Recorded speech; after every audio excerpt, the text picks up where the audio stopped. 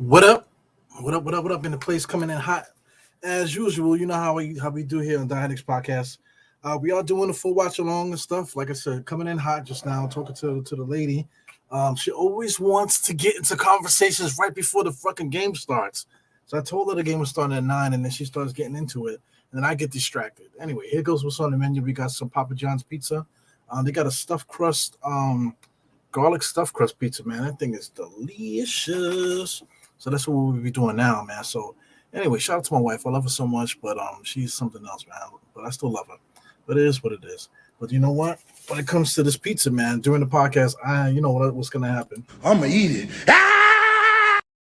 But anyway, let's get right into this thing here. Where do the Knicks play, man? Are the Knicks playing on national TV? Are we playing just on ESPN? I mean, not ESPN, on let's say WFAN. WFAN Sports. MSG, excuse me. I didn't even go that far. That's how behind I am right now. But thank you guys for tuning in, and those that will tune in. The Knicks podcast is about to go live now with this watch along. It seems like the game hasn't started yet, so they are playing in MSG, not MSG, on MSG, I should say. So let's get that popping. Let's get my wires in here together. Oy. Yeah, man, I got a lot on the kids' plate here, man. Shout out to Still Knicks, Ron from Still Knicks. We are doing a hip hop podcast on the front stoop, you know. So I'm trying to get that in the schedule so we can keep that more consistent. We also got Die Hard State of Mind is back, so we're gonna get that on the schedule. We got Die Hard Giants too. I'm trying to get Iron Jarrell to get busy with that. Iron Jarrell should be in the chat today, hopefully. Get to see him in a second. Get busy with that. I got some other projects that I would like to start, you know, pretty soon, you know, just because I love podcasting. I keep telling you guys that. You guys know that about me. I love podcasting. You know, definitely need to get busy, man. Change stuff up a little bit. Add something different, maybe. Just have some fun. I'm gonna have some more fun. Not that I'm not having fun now, but it's just that the grind of this, and then just the importance of it too is just kind of getting on my nerves a little bit. But I just got to find the right mix at the moment, you know, just to keep it going. Because like I said, you know, I've been talking about posting more on the channel, but I want to post more on the channel if it means something to me. You know what I'm saying? If it gives me joy, or I feel like I'm giving you something that's important. You know, but right now, the takes that you guys are getting from other people's channels and stuff like that, I think everybody's takes is bullshit, to tell you the truth. I feel like people are just regurgitating the same things over and over. Everybody has a podcast now, you know what I'm saying? Nobody's bringing anything new to the table. But you know, I feel like there needs to be something different, you know, so that's where I'm at in my headspace right now, man. So definitely appreciate those that are not in yet, you know, and that will come in soon. But the Knicks are up right now, 3-2. Right now, swarming defense, as I'm setting up, I'm watching the swarming defense here is kind of getting Denver a little bit annoyed. But, you know, I guess they call that physicality, right? They call that physicality in the NBA now, you know? So I'm trying to get this together here. No, I guess that's not going to happen today. So I tried to go live on Instagram, and I messed it up a little bit. And we're not going to go back. So right now we're live on Twitch. Just got it live on Twitch to see if anybody pops up in the chat, if anybody's into it, or whatever. But we are on YouTube, you know. So I feel like MSG's coloring today is extremely bright. I don't know if it's the Denver court that is so bright and white, and the yellows are very vibrant or something like that. Even like the sneakers, I feel like the sneakers are more popping. As Dante DiVincenzo hits a 3, so the score is now 6-2. So, I mean, we have an elite team, guys. You know, you want to talk about teams that play team basketball? I feel like the Knicks are the best team, or one of the best teams out there that play really good team defense, really good, and really they just pass the ball. Just now, this guy, Michael Porter Jr., if I believe that's the kid's name, Michael Porter Jr. just came in there for a layup, but Dante DiVincenzo was right on his ass, blocked it actually, but just because the dude has height on him, that's the reason why that he wasn't able to finish the defensive play. But the Knicks are right there. The Knicks are always right there on every single play. And when you're playing against a team like that, that takes a lot of energy out of you, man. That takes a lot of energy. It kind of takes you off your square because he's like, yo, these guys are small. We're supposed to be dominating them. Just like the last game, we kind of took the team by surprise. Golden State took them by surprise because they came with us with height, and we came with them with smaller players, and we were able to dominate them in every physical aspect of the game. You know what I'm saying? So even Sacramento had the nerve to complain about the physicality, and they were bigger than us. They got a bigger team than us. So I think we're changing the game right now. You want to talk about they say the defense takes several years to catch up to the offense. I think the Knicks are setting the table here as far as what is actually modern basketball, which is actually just basketball. I've been saying that. There's nothing the Knicks are doing is so out of the normal, or that it's like modern basketball. No, they're just playing basketball, fam. Just now the last play there, it was a nice sequence that was able to get the Knicks a nice little dunk by Hartenstein. We got a ragtag team of dudes out there. Hartenstein's the center, and we got four guards around him. Brunson, the second round pick, Josh Hart is probably like the highest pick here, I guess. I'm not exactly sure if anybody wants to Google that.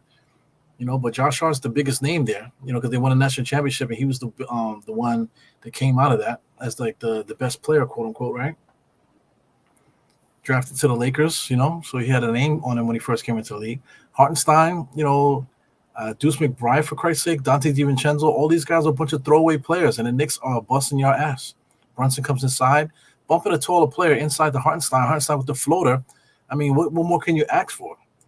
Hartenstein with a nice little floater. Scores now 10-10. I'm at the 8-10 mark. So let's get this screen up here so we can get the score while I'm talking. The Nuggets, they got a very slow offense. They're running simple pick and rolls. They're trying to get their one-on-one players open. So that's different than what the Knicks are doing. So you guys pay attention. So just watch the way the Denver run their offense as compared to the Knicks. Knicks got a lot of player movement. Hartenstein, the center, is able to create something off the dribble there against Jokic, able to take the bump and get the floater. Back on defense. Now Jokic has to take it one-on-one, almost traveled, has to kick in the transition three-point shot. That's the only way they're gonna score transition points, and then they come down and try to go one-on-one with their one-on-one players. As the Knicks come down, they have to try to break the Knicks defense because the Knicks are locking them up. Here goes Brunson coming down, immediately passes the ball twice. So the ball got passed four times just now as I'm talking before I can even get my thoughts together. The ball was passed four times. Here goes Hartenstein creating. They're trying to isolate Hartenstein. Hartenstein spins in the lane, gets a decent shot. That's not his game, though. And then right off the bat, the Denver Nuggets had to run out to get that fast bucket. Yeah, that's the only way they can score against us. So, right on cue, Tom Thibodeau should call a timeout because the Knicks got to get that locked up together. So, I mean, I don't know what's going on with this ESPN thing. ESPN with the constant pop-ups and stuff like that. I like to use them, but that's the reason why I don't like to use them. Because there's too many pop-ups. Like, why do you need to hear the sound, fam? It's like ridiculous. So, yeah, man. Early on this game, we got 5 minutes into this game, basically. Hartenstein with 6. We got Brunson with 3. McBride and Hart haven't scored yet. Not too many stats. I think McBride had a steal. You got DiVincenzo with a 3 in the steal. On the opposite end now, we got Murray with 8. You got Porter with 4, Jokic with 2, and Caldwell Pope with 3. So Michael Porter Jr. All right, so this is going to be out of here. Like, what is going on? So Michael Porter Jr., both his points are on transition. Caldwell Pope is on the transition. Murray had both of his not all 8, but he had most of his points ran in the half court set where they're trying to get him isolated so he could get a shot off early. The last time we played Denver, Murray wasn't able to get a shot off. So the Knicks basically locked him up the last game. So this game they're trying to get Murray off early. Which is all, X's for me. Playing against a team. Once you have a team that's actively trying to get their star players open and get them hot early, That tells me that they just don't have a clue what the fuck is going on. They don't know how to play basketball. They have to come in there. All right, when we start the game, we're gonna get you going, Murray. We're gonna get you the ball. We're gonna force feed you shots and send you around double curl plays and force you to get your shots over. Take those shots, whatever. What I'm saying? Like they have to do that in order to get their team going. The Knicks don't have to do that. All we have to do is show up and play our game, play the team basketball, team concept. And I just enjoy it. I enjoy it way more than anything that's going on out there. And everybody that keeps talking about that we need to get a star player and this, that, and the other, they're still on that conversation. I just don't get it, man. And like people are just missing the whole thing. So I mean, I'm praying for Julius Randle that he can get back on the court quick. Mitchell Robinson also, because these guys need to get on the ball here with what our Knicks team is doing, passing the ball, moving without the ball. Saying the ball is whipping around, and for all the scorers like Julius, when he comes back, he's got to learn to let the ball go, move without the ball, go to a spot, and if you're open, and if you're in a spot where you can take the shot, then you should. And he needs to get into that to that flow.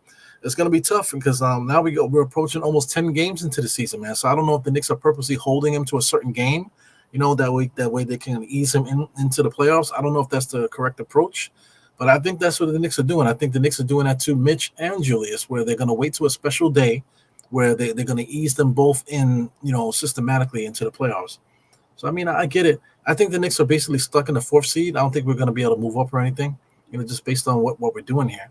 Nice inbounds play to start the after the timeout there. Hartenstein was able to get a nice dunk. Scores 14-17, 6 and 38 right now. Okay, Jokic top of the key, basically doing the same action as Hartenstein. Looking for Murray to come around the screen. Murray's immediately looking to score there. Comes around, everything about him is scoring. He's not going to try to pass it. That's the issue there. Hartenstein fighting for the rebound. Murray's right there with him. You got Brunson on the right-hand side, trying to pick him up. Brunson with the moves. Stutter step as a distraction and kick it out to the shooter in the corner. DiVincenzo knocks that down. Score 17-17. Fuck you. Let's go. Let's go Knicks. Here goes Jokic bringing the ball up the court with his I don't know what that is. What do you want to say that is? Grapefruit colored sneakers. Murray force feeding everything, trying to get a shot off there. So that's their systematic way. They want Murray to keep shooting, trying to force some Brunson to get in foul trouble, maybe. That's all sucker shit to me, guys. I don't know if you guys agree with that. I think that's all sucker style of basketball. You don't blame me, guys. You know what I'm saying? I just finished Ramadan. So the sundown was about an hour and a half ago. I didn't eat right away. I ate with the kids and stuff like that. But during the podcast, I don't care if you don't like it, man, because trash. I'ma eat it. Hit the wrong button.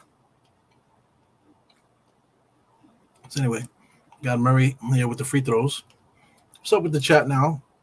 Waiting for the chat guys to come up in here. We got Elite Patch. What's up? EB Patch. Is your favorite 3-point shooter, Steve Novak or J.R. Smith? Holy shit. My man came with the heat already. So let me let that marinate for a second. You got Josh Hart coming over, giving it to DiVincenzo. DiVincenzo to Precious. Precious in the game early. Nice little pick there. Stops the dribble, finds the pass, gives it over to Brunson. Brunson gets himself together, shoots a shot in rhythm, and knocks it down. Knicks are up by 1. So here goes Murray now. So I'm gonna look for a Murray screen, and I'm gonna look for Murray to go. So it's a give and go there. Murray kicks it out to the shooter. Back out to Murray. So Murray's gonna try to go one-on-one here. Deuce is guarding him tough. Jokic there with an illegal screen, throwing the booty out there. Precious playing really good defense. So like I said, Murray is really forcing the issue out there. But this is a late foul call. Unbelievable. That cannot be a late foul call, fam. There's no way. That cannot be a late foul call. That's crazy. That's a late call. So anyway, favorite 3-point shooter between either Novak or J.R. Smith. I got to say Novak, man. When Novak shot the ball, everybody jumped up. At the time, if you guys remember that, if you ever went to the Garden during that era, man, when he got the ball, everybody got up. And everybody said 3. So everybody's anticipating him hitting that 3. J.R. Smith, people really didn't do that. People were excited for J.R. Smith to play, but the excitement, of Steve Novak, and then if he hit like 2 back-to-back, or if he hit a clutch 3-point shot, you're gonna get that discount double check with the belt Ooh, across the chest, across the waist, excuse me.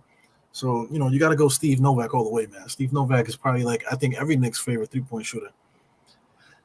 John Starks is up there, because when John Starks got hot, he got hot, so John Starks is always fun. Of course, Trent Tucker, for anybody that remembers him, Trent Tucker, the Trent Tucker rule. That's the reason why, you can't shoot on certain seconds. They broke it down because Trent Tucker shot it with like a 0.1 second and made it, so they made a rule that you can't catch and shoot on certain times, with a certain time limit, you know, transition three. They should have shot that, but anyway, goes cross court, finds Bobby Schmurda over there, number 7. So Deuce has it. So Deuce is dribbling a little bit, comes across the screen. No, he goes all the way to the basket. He's sort of lane opened up wide, and Deuce attacked that hole there.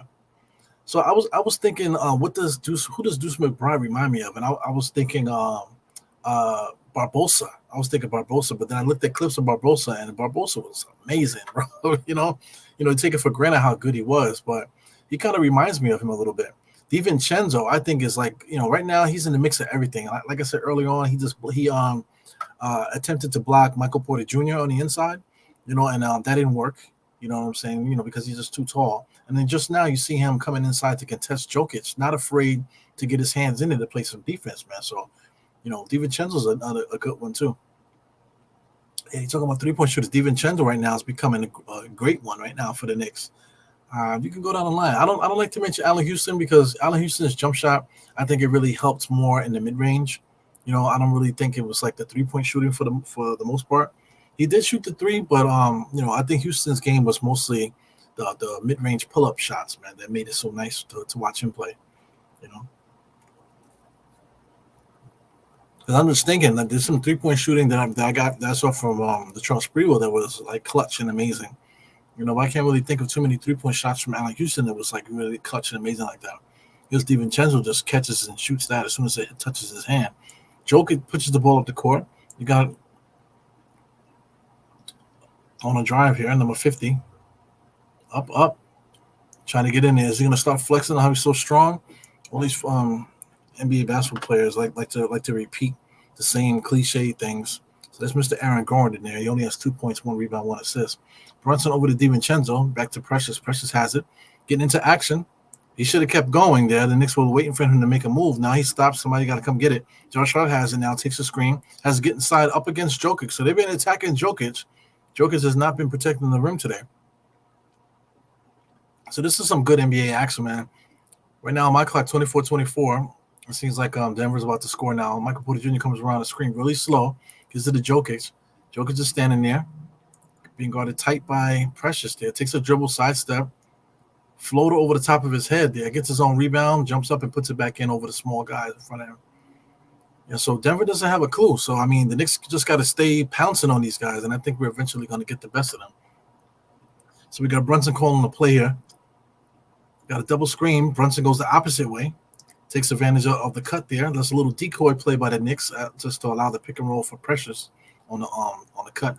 Nice little floater at the dotted line. So between Precious and Hartenstein, they got the floater game going. Michael Porter Jr. with a jump shot on the way down. He knocks that down, foul line extended. Brunson bringing the ball up the court. Communicating with Tom Thibodeau there, I noticed. So the Knicks are actually running some stuff today. Shot off the backboard.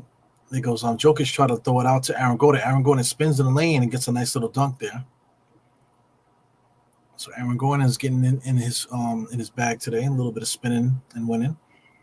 Denver's up by 4. I anticipate the Knicks scoring right now.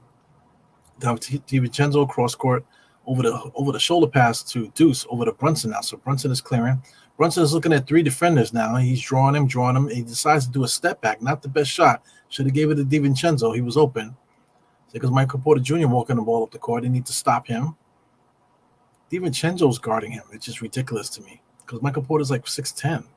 Here goes Jokic, catches the ball as a spin, and then somehow there's a foul there. I just don't get it. Somehow there's a foul there. I just don't understand. So let's fix the score. NBA.com is always fucking around with the score. Yep. So good question, man. Definitely appreciate the question early on here. Bobby Santiago in the place. What's up? What's up? We got Dwayne Freddie Hubbard, Generation JL in the place to be. Let's go, my brother. DHKF fam. I like it. It's gonna be DHK fam. Hello. Somebody needs to put that on the t-shirt. Oh, me?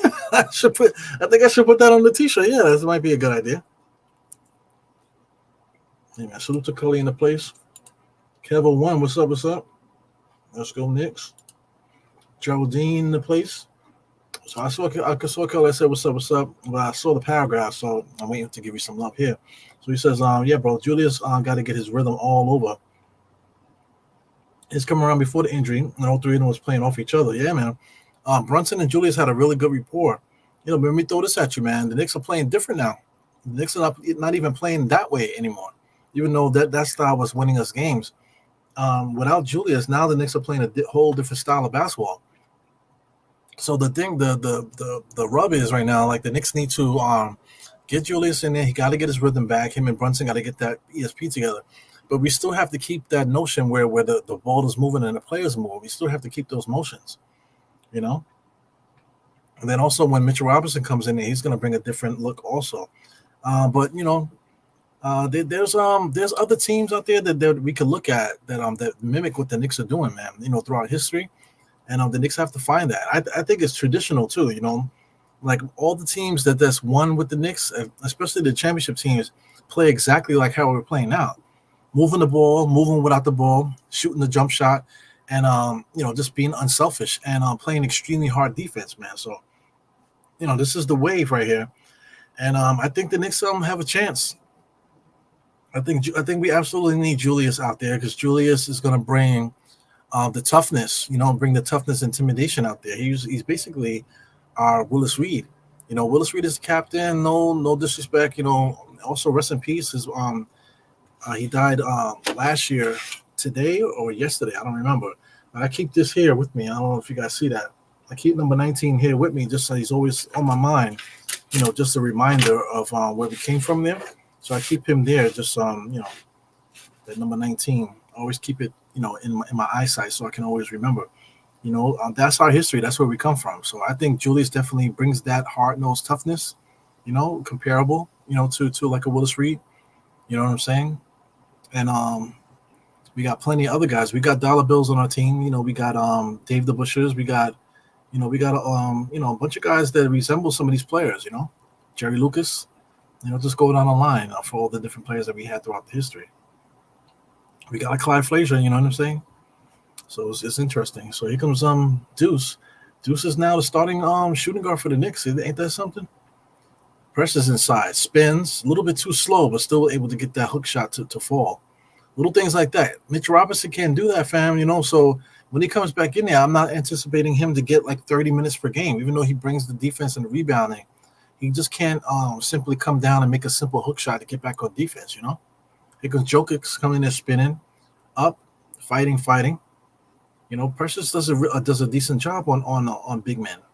You know, so does the rest of our guys. Here goes Bogey with a nice little fadeaway jump shot. Those shots he has to make those, man. A little bit too fast there. Needs to get into his step. Jokic just brings the ball full length of the court, comes down and just bullies Precious and still can't score. You know what I'm saying? This is how the Knicks used to play. You know, the Knicks used to play with Julius getting the rebound, running on the full length of the court, spinning and throwing the ball away. That's basically what Jokic just did just now. So now we got Burks top of the key. We got 12 seconds here in this first quarter. You know, I would like the Knicks to score. You know, it looks like the Knicks aren't going to score. Is somebody going to call timeout? Something stop and play just now. Got 9 seconds left in this game here. So I just watching. He just ran the whole length of the court after a rebound. Comes in, tries to hook Precious, and still missed the shot. You know what I'm saying? And then he got the nerves to stand there and complain about a foul when he hooked Precious. It's crazy.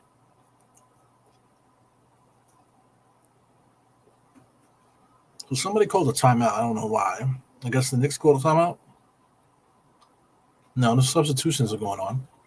So it looks like the Knicks will score. We got 9 seconds here.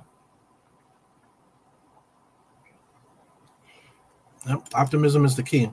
Here goes Burks over to Brunson. We got 9, 8. Drives right behind his back. Stop to look. Spin. Jab step up and under. Off the glass. Very good. 2.7 seconds now. The Knicks need to stop the ball. We don't need a quick shot. So right on cue there, he's able to get a full length jump shot there, a heave shot off the front of the rim, no good.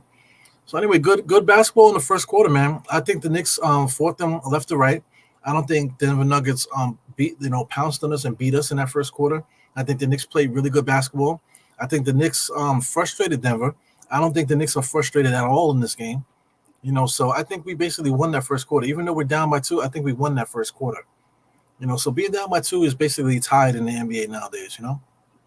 So second quarter, I'm looking forward to the Knicks continuously coming with this action here, with this energy, and hopefully we shell shock Denver. Hopefully Denver comes in here and just gets frustrated by how we just keep coming at cats. You know what I mean? So Daniel Berry Sports in the place was good. I'm glad to see him popping up. He's like becoming a daily person now. Got Jacko in the place to be as always. He says, I heart taking this Jokic matchup seriously. Yeah, man. I mean, this guy, iHeart, man, you got to give him his props. He's been playing extremely well at center, man. Today is 4 for 6. He got into a spot, and then he knows when to take his own shot. So if the play isn't developing properly, he doesn't just stand there and wait for somebody to come get the ball, because that's what Mitchell Robinson would do. But Hartenstein comes in, he understands when, okay, I got to take my man off the dribble now. So then he took Joker off the dribble twice and scored. You know what I'm saying? That's what more can you ask for? A couple floaters in the lane, off of a pass. So that's how we scored. Two scores one-on-one against Jokic, and then 2 passes where he received it and hit floaters. So that's where his 8 points came from. He only got 2 rebounds, but you would think that he had more the way that he plays. The boxing out and things of that nature allows somebody else to get the rebound, which is good to see. So far, the Knicks have not been rebounding that well in the first quarter. But like I said, that's our bread and butter, so we'll eventually get on the board. So there's no worry about that. Josh Hart so far only has 2. His energy level hasn't reached the peak yet. Deuce McBride also still is trying to get his energy up. DiVincenzo's been going crazy a little bit with his energy. 6 points there, 2 3-point shots. The bench guys, Precious right away, seamlessly whether he's starting or coming to the bench, is still the same thing. You got Bogdanovich out there, trying to find his rhythm. I don't know who else is going to come in. Burks came in there. He came in. He had a rebound. Got involved in the last play there. I guess Sims will be the next center coming off the bench. So we'll have to see what Tom Thibodeau does, because he's playing 2 big men. So I don't know if he's going to play Sims. We'll see. So Sims is in the game. So Sims just came in. So we got the full bench squad here with Deuce. Bogdanovich wide open, needs to knock it down, and he misses another one. So this guy Bogdanovich, if he's not making these open jump shots, then what's the fucking point, man? What's the point? Because it's to the point now where teams are leaving Bogdanovich open. Good defense by Precious, able to make to stay with the offensive player and not foul and still contest. Denver still scores 34-30. Deuce inside to Bogdanovich. He should have shot it. He didn't. Kicks it out to Burke. Burke's in the same spot. Gives it over to Sims. Sims on the inside takes the bump. Turnover. But they're going to say bump knocked him out of bounds by DeAndre Jordan. DeAndre Jordan is trying to get into Jericho Sims' head with all that yapping. He just tapped him in the chest. Now he's grabbing his arm and he's running his mouth. So I know that. Anybody play basketball knows somebody like DeAndre Jordan. Deuce inside, pump fakes. Gets a little foul line extended jump shot, knocks that down. Man, that's becoming patented, man. That's becoming a patented thing with Deuce. Deuce is kind of reminding me of Dick Barnett, not for nothing, for those that know. Here goes Murray there, looking for his own shot. Cross-court pass there to number 8. Good recovery by Precious. Back out to Murray. He only went for Murray. He wasn't looking to trade it to give it to nobody else. So the game plan is to try to get Murray one-on-one. Good denial by the Knicks. He goes number 8 for the 3-point shot. He shoots it, and it's going to be a shot clock violation. Great defense by the Knicks, that play, man. So like I said, watch the game. I think the Denver Nuggets, they're just trying to get Murray off. They're trying to make Jokic, steal the show, and they're trying to find shooters in transition. They're trying to push the pace a little bit and get some sneaky shots in transition. But when it comes to like pure basketball, Denver Nuggets are not playing pure basketball. So anyway, we got Bogdanovich coming across the screen. Bogdanovich all the way inside, kicks it out in the corner for Precious jab steps back out to Burks at the top of the key. So much motion there. That's not a 3-point shot. That's a 2. So that's 35-34. So much movement in that shot there, man. He took like a whole step forward and ended up shooting a 2-point shot. So here goes Murray there. They're force feeding Murray. Deuce definitely fighting there. Jericho Sims on the inside did not foul, but Murray has to fight for his life to get these points here, and that's exactly what he's doing. So Burks now is looking at Tom Thibodeau. Tom Thibodeau just waved his hand and said, "Run the fucking play, asshole." So here comes Deuce. Deuce comes around a sim screen, pulls up, against the presses, finds Burke in the corner. Burke jabbing, in and out dribble, comes in and takes the contact, shoots off the front of the rim, but he will get the foul. So Burks knows how to get the foul. That's one thing that he can do. For those that say he can't do nothing, he can do that. He can draw the foul. That's what he's good at. Ay. Delicious, yo. This Papa John's pizza is really good.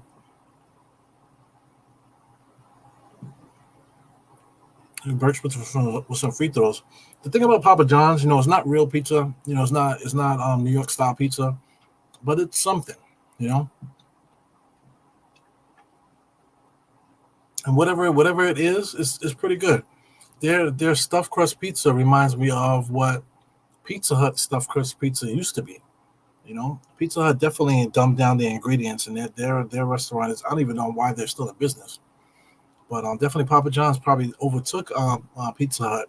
Pizza Hut used to be the number one.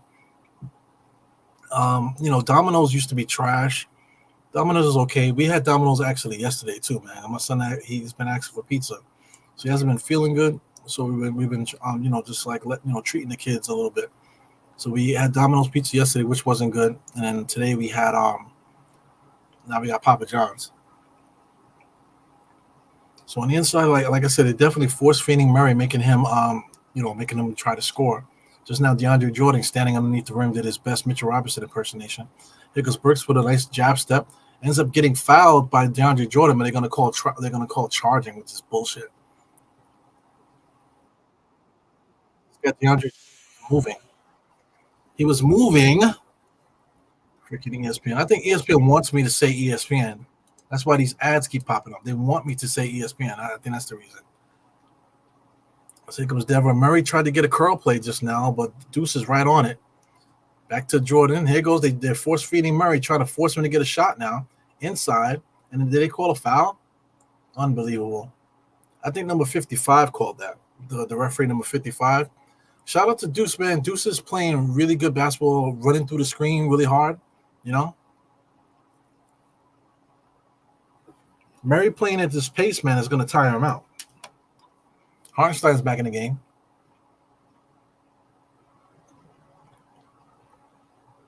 So I like that idea. Look at Murray just going crazy. Found the shooter in the corner, number 8.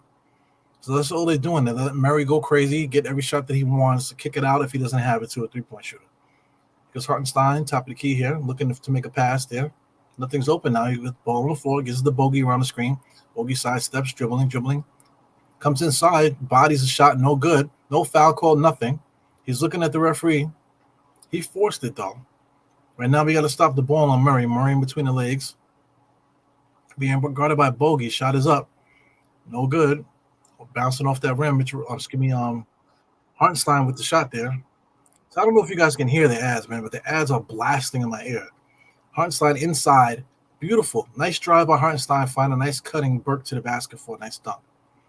Scores 38-38. Knicks are just scoring, man. Oh, good time. Big time steal there by Burks paying attention. Burks comes across. He ends up getting his cookies taken by Murray. Murray comes in there and just completely annihilates Deuce McBride. So Deuce McBride, former football player, not afraid of contact. Deuce McBride was a quarterback.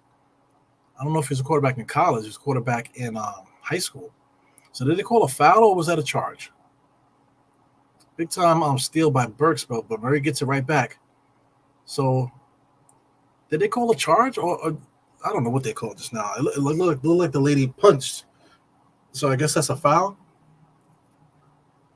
Unbelievable. So I thought this was charge. I thought that was a charge. When they do that, it means charge. So we'll see what happens here. So we back on commercial. We got Jackal. I got a lot of airtime here, man. Got Mr. Holcomb is here. Dwayne Dennis. Bobby Santiago says, finally, I'm getting to see a game working. The second job is killing me. Exactly, yeah, man. You got to do your shit, man. You know, you're getting married, right? So you got to prepare for whatever you need to prepare for. You know, God bless, God willing to, and thank God that you're able to do that. You know, so through the negative, you can find the positive, man. I got to get on the ball too. I got to start doing. I already do a lot of overtime to begin with, but now I got to do the extra overtime. So because I got a couple things that I need to clean up in my life as well. Thank God for the opportunity. You know, hopefully God keeps us safe and keeps us strong, so we're able to maintain it. And once we get to our goal, we're able to, if we get to the goal, number one, praise God, But once we get it, hopefully you're able to enjoy it. You know what I'm saying? Because you don't want to kill yourself to the point where you can't even enjoy what you try to go for. You know what I mean? So that's what's up.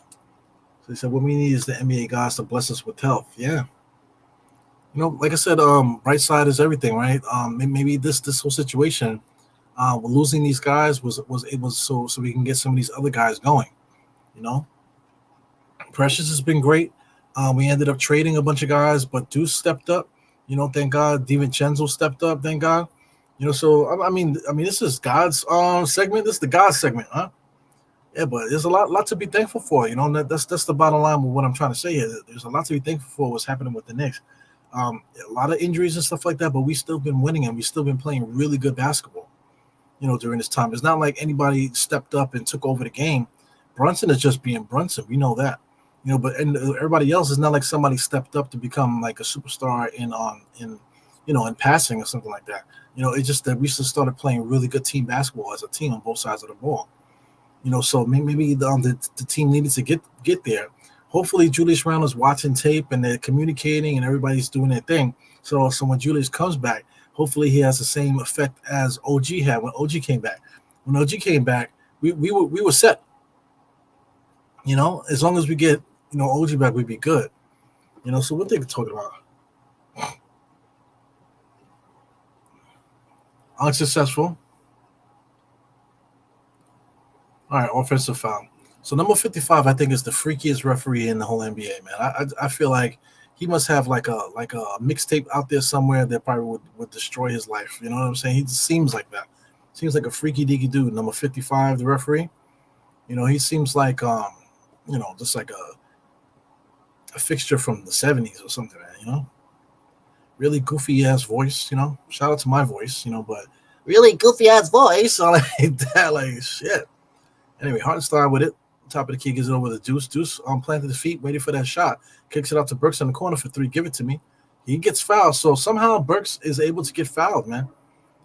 So that's good. That's frustrating. Burks is able to get these frustrating fouls. The reason being is because for that 2-point shot that he took, it should have been a three. He just had too much movement on it. On his regular shots, going to the basket and shooting jump shot, he has too much movement on it. So if you play him tightly, you might end up getting fouled, man. So it is what it is with that. I just saw Monica McNutt. She's doing her best Clyde Frazier impersonation. She got like a crazy multicolored shirt. Looking cute though. Mm-hmm. If I don't say so myself, let me not get slapped through the screen. But it is what it is. We got Knicks Nation 112 saying what up to everybody. Just Cause in the place. What's up? I love the Avatar kid. Free play. He says, Deuce going 30-point games and yeah, I got you.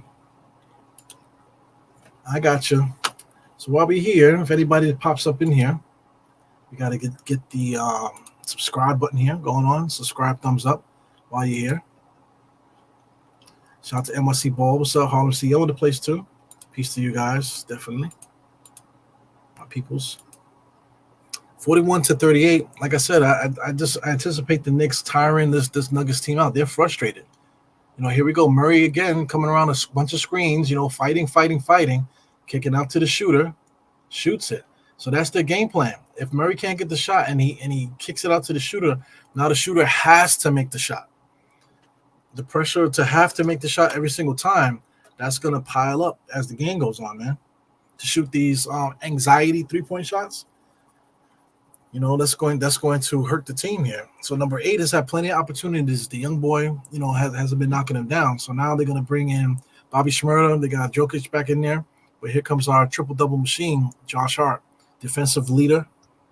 To come out for Deuce. So we'll see how we finish off this second half of the second. We got 7 minutes left. 7 minutes left in the half. 41-38.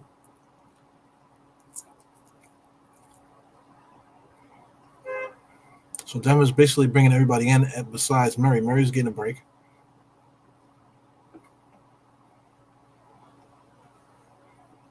So we got Bobby Shmurda over to Jokic. Foul line jump shot. He waited for the foul to come. He finally shoots it. So that's a bad foul there by Brunson. So they didn't call on Brunson. So Brunson has been getting superstar treatment. Sometimes there have been fouls that I would have called it on Brunson, but they've been bypassing that foul and giving it to the other player. So that's one superstar treatment that Brunson has been getting. If he's in the play, if there's another Knicks player nearby, they'll give the foul to him instead of Brunson, which is good. Joker's at the free throw line. Got my soda here, diet soda. I love diet soda.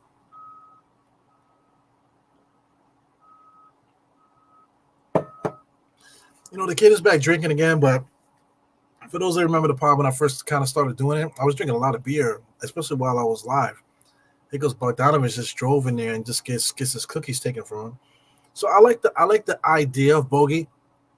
If he can get a player younger than him, that can actually score the way that Bogey's getting his offense from, that's exactly what we need. But right now, I don't know what's up with Bogey. I don't know if he changed his diet or some shit, but he's definitely frustrated too. You can see the frustration in Bogey. He really wants to contribute offensively, but he just has not been able to get there.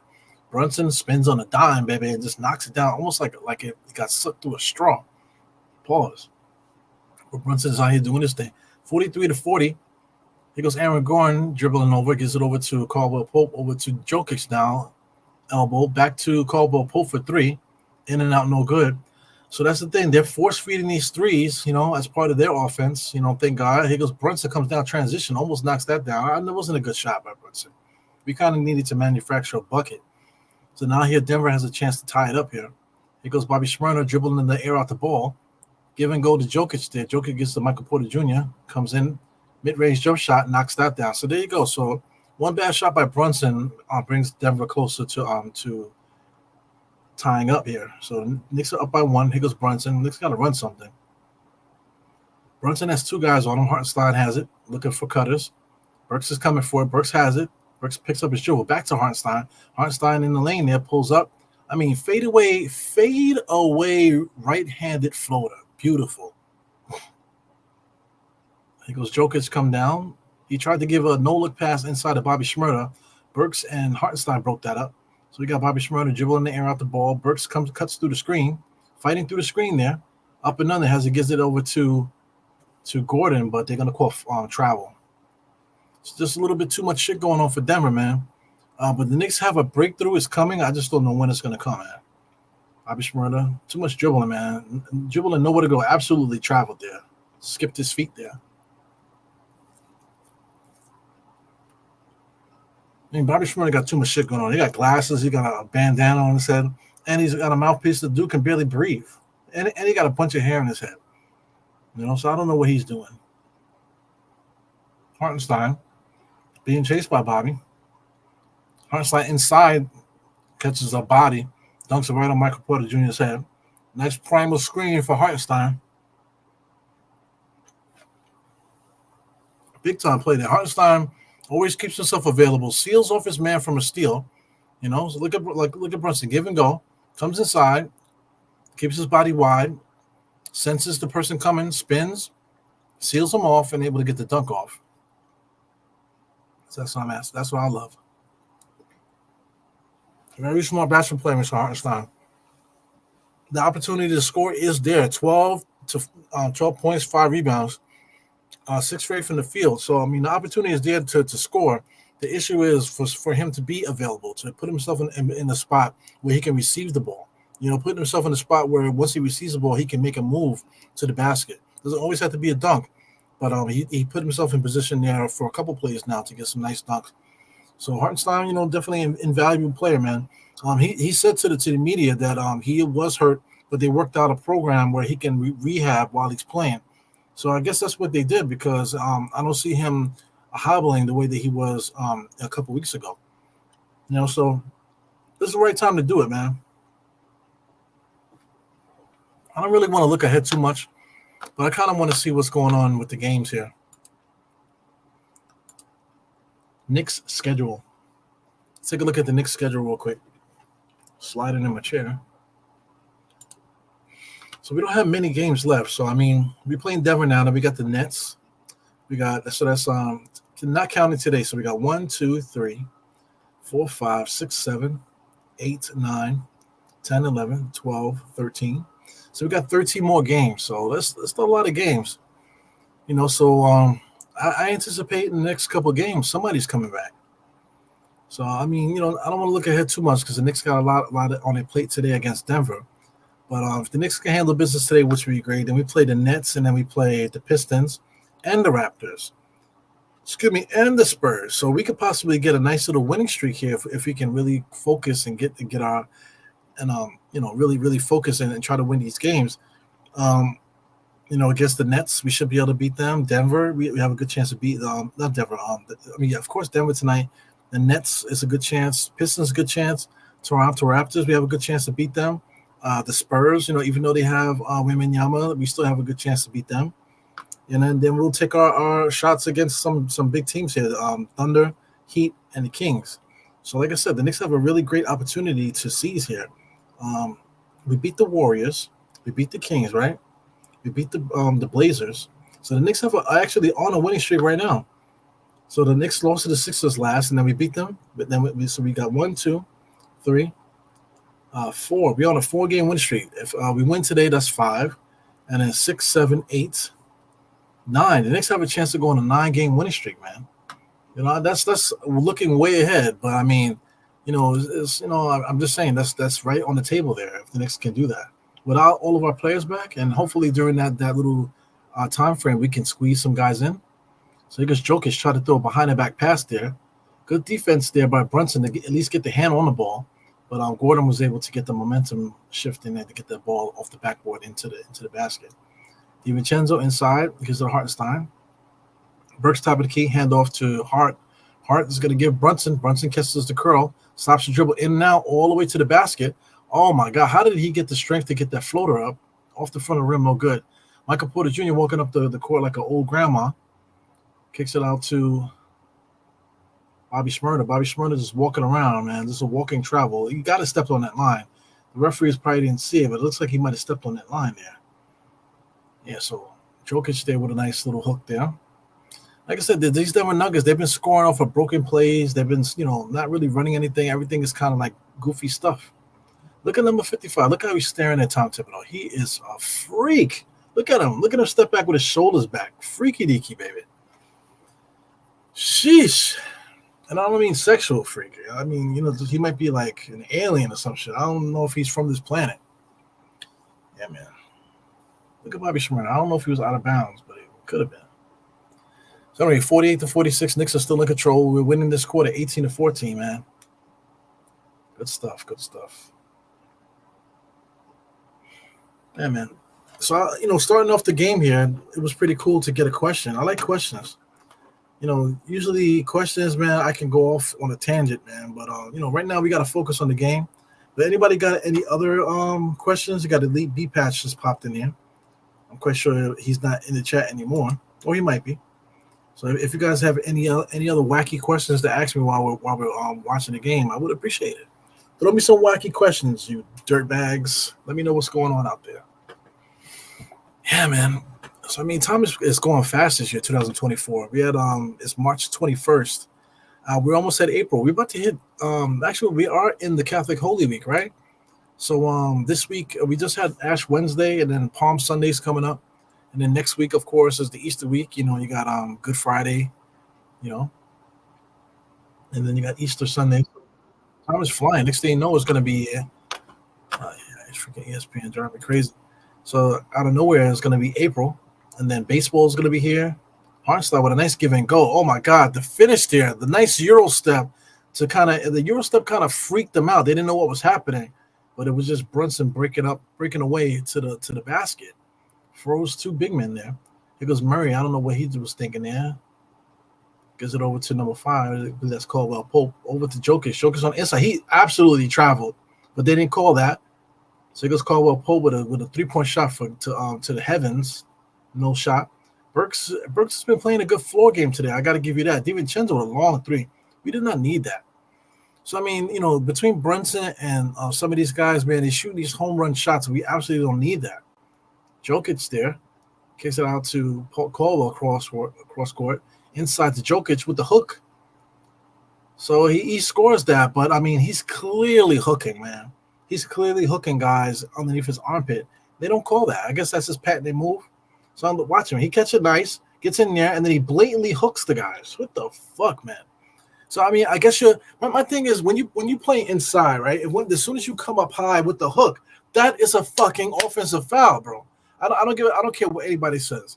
That's not being a big man. That's not get big. You too small. None of that. That's you throwing the elbow up high underneath the armpit. I think that's an offensive foul. You know what I'm saying? My thing is, if you're a real basketball player, you don't have to throw the hook, man. Make the move and lay it up. All that extra contact. I think Dwight Howard started that. Dwight Howard used to always make unnecessary banging contact, on the guy. That's not basketball. That's just you colliding with somebody and because you have no skills. I'm not saying Jokic doesn't have any skills, but that hook shot that they allow him to do, he should not be allowed to do that. That's not. I mean, if they took that away from him, he will be neutralized on offense for something. At least at that aspect will be neutralized. I don't like the elbow coming up. As soon as the elbow comes up, that to me that's an offensive foul. I don't know if you guys agree with that. Let me know if you agree with that. Because, I mean, you could seal the man off, but he's not sealing the man off. He's hitting the ball, and he's throwing the elbow up in the guy's armpit, man. Shout out to Anthony Mason. Anthony Mason used to be the master at that, but he never used to throw the elbow up in the armpit unless he was trying to hurt the dude. I just don't like that. So Bobby Santiago right here. He says, what's the possibility of the Knicks having a full squad for the playoffs? Well, we have 13 games. We just ran through that. That's why I went to look at it, because I just want to be sure. Here goes Brunson working, pumping, dumping, no good. Josh Hart able to get the rebound, so Josh Hart's got a nose on it. DiVincenzo, thank God he didn't shoot that. Inside the pressures, takes the pump up off the glass and knocks it down. So, yeah, man, that's why I took a look at the schedule just so I could be clear. 13 games, left, so – I just X'd it out, but we got a couple easy ones. So, the next 4 games, I believe, is pretty easy. So, Murray just launches a 3-point shot. So, that gets them closer. So, that's 51 to 52. Knicks are up by 1. So, I mean, within the next few games, we got some kind of easy games coming.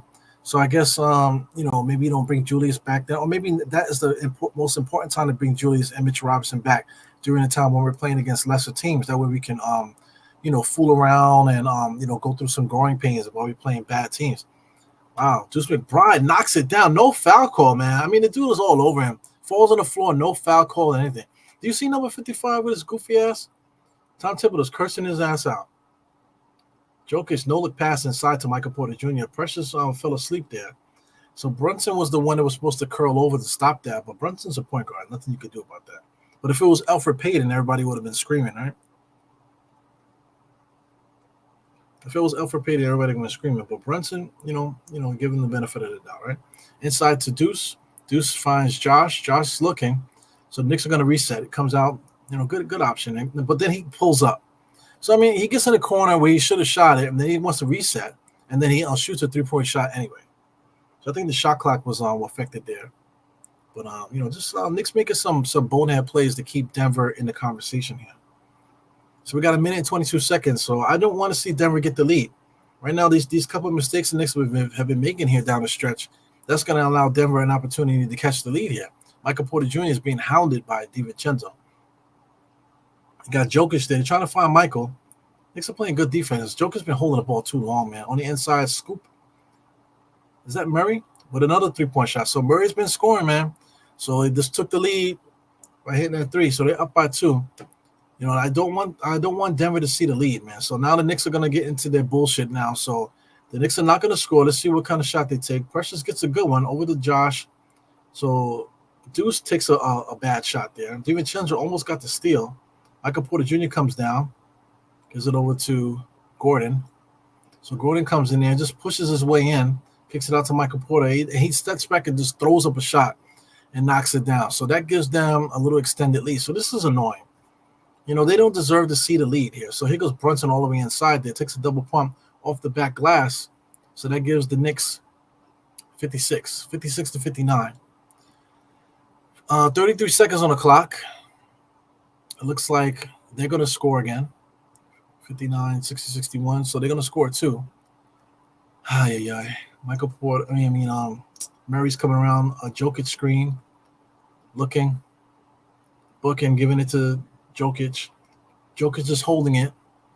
He's trying to eat up as much seconds off the clock as possible. Murray comes in there up and under, and then Jokic is right there with his hand up and just tips it in. So that's 61 to 56. So I see coming down here, looks like the Knicks don't have a shot here. They don't take a shot. End of the half. They allowed this damn team to get the lead here. Brunson comes in, double dribble there. No foul call. He loses it, so he's arguing with the refs. So they stole the ball. Misses the long-range shot. But Brunson's probably going to have some words for that referee, as he does. Number 55, this referee, I don't know what's going on with him. He's holding his shoulders.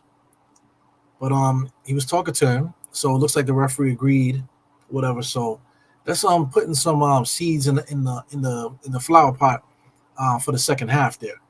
You know what I'm saying? So anyway, I'm disappointed in that. Lately, I've been watching the Knicks. They've been letting teams off the hook at the end of the half.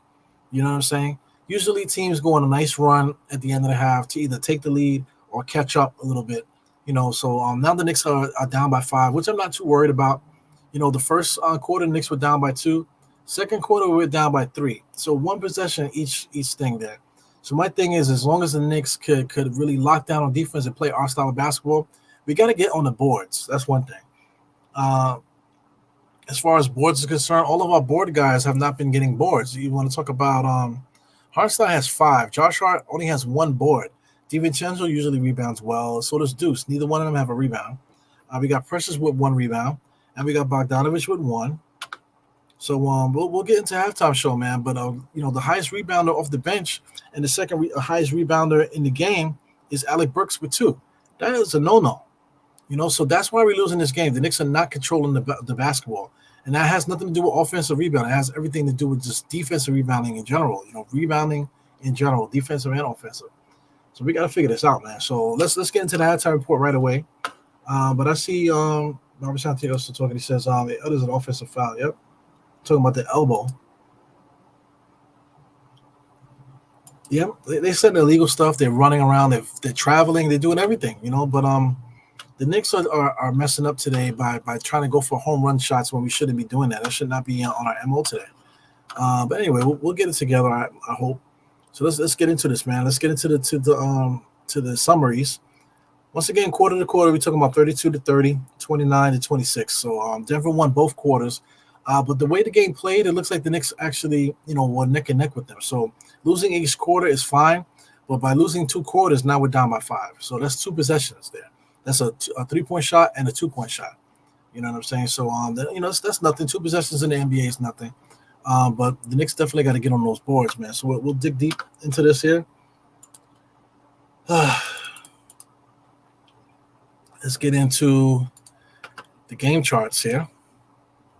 Shot chart, left-hand side. Knicks got a lot of shots at the rim, a lot of shots in the paint. Not too many shots in between, but, their share of 3-point shots. Looks like they missed a lot of threes. A couple shots, like you see some of the deep ones. There's 3 deep ones from the same spot. Those shots, all 3 of those shots should not have been taken. So I'll take those shots off and give me 3 regular shots. Then let me go 2 for 3 out of those shots. That's 4 points. That gives the Knicks 60 to 51. You know what I'm saying? So that's how I'm looking at it. The Knicks are shooting 53%. Denver is shooting 61, which is a no-no. The Knicks are just not playing our style of basketball. Look at the Denver's Denver Nuggets shot chart on the right-hand side. Look at all those points in the paint. They're shooting way too many points in the paint compared to what the Knicks usually do. So that's probably due to Tom Thibodeau playing the heavy guard lineup. He's running a small ball lineup right now. So he's forcing guys that then are not used to, doing certain things into like roles that are outside of their own. So that's a no-no too, man. So I wish that he would have stuck with what we've been doing. So he switched it up a little bit, playing small ball. So I don't necessarily like it, but that's one of the answers of why we took away some of these the rebounding that we just been playing small. So anyway, that's what killed us in the beginning of the season when we were relying on Josh Hart to get rebounds. When he rebounds better when he plays with taller people, when he's playing with Hart and Precious together, that's when he's so super valuable. You know what I'm saying? You can't ask him to be the power forward. It's just like, and you asked DiVincenzo to guard Michael Porter Jr. So I mean, it's just just I don't think it was the right decision because it just gave Denver too much confidence. So it'll be interesting to see what Tom Thibodeau does to start the second half. Because we definitely need to get on those boards. So we'll see what the strategy is in the second half. All right, as I said here, 25-13. That's bullshit. 25 to 13 rebounds. Knicks only have 13. They have 25. That's bullshit. Denver Nuggets should not be getting 25 rebounds on us in a half. So you mean to tell me they're going to get 50 rebounds for the game and we're going to get 26? That's bullshit. So the Knicks need to fix that. We need to get on those boards. Assists is probably dead even. We got 3 steals to their one block to two for them. I thought the Knicks did a good job defending on the inside, but they just had so many opportunities on the inside, with Jokic scoring on the inside. We'll get to some individual stuff in a second. Knicks only had 3 turnovers, which is great. So the tail tape of this game is the rebounding. If we get on the ball and rebound, then we win. There's nothing else to say. I think if we rebound the ball better in the second half, we win the game hands down. Field goal percentage, everything, everybody's shooting well. Points in the paint, it says 36-36. They've been getting shots on the rim, and we've been getting more shots in the paint, period. So second chance points, they've been getting the second chance points, 12-7, and fast break points. They've been taking advantage of the Knicks' bad shots coming down and getting transition points. So that's the thing, too. Stop shooting these home run shots, the same shots that Golden State was taking last night. I mean, the other night when the Knicks beat them. They were taking these home run shots that they didn't have to, and that's what put them in behind the 8 ball. So the Knicks are basically mimicking Golden State right now, taking all these long jump shots for no reason. So hopefully we get off of that and we get back to playing some Knicks basketball. Let's get into box score. Box score, we got the Knicks first. We got Josh Hart. Like I said, Josh Hart, only 2 points, only 1 rebound, only 1 assist. No steals, no blocks. That's not a good half for Josh Hart. If Josh Hart finishes the game today with 4 points, 2 rebounds, and 2 assists, that is an atrocious game. We really need him to contribute on all factors in order for we have a chance to win. DiVincenzo has 6 points, 2 assists, 1 steal. He needs to get on the boards too. He's been playing active defense, so I got to give him that. DiVincenzo definitely been playing active defense. Hartenstein today has been excellent. 13 points, 5 rebounds, 2 assists. No steals, no blocks, but I thought he contested some shots pretty good today. Really getting at the steals to try to at least attack Denver. Denver's been making some bad shots and making some tough shots today. So there's nothing we can do about that. We got Miles McBride, very quiet. He had 3 shots, 3 regular shots, missed 2 threes, and not contributing anything else out there in 20 minutes. Jalen Brunson's typical 14 points, 7 assists. Nothing else so far. But that's typical Jalen Brunson. We're definitely going to need him to score a lot in the second half. Precious, perfect from the field.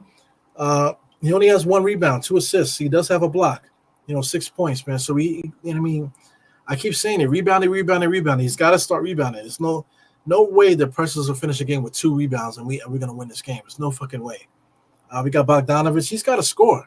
Playing against a team like Denver, I think this is right up his alley. These guys are, they're tall and stuff, so he can take the bumps and fade and stuff like that. Should be able to get a shot off on these guys. He's 0 for 4 in 6 minutes. Very frustrating.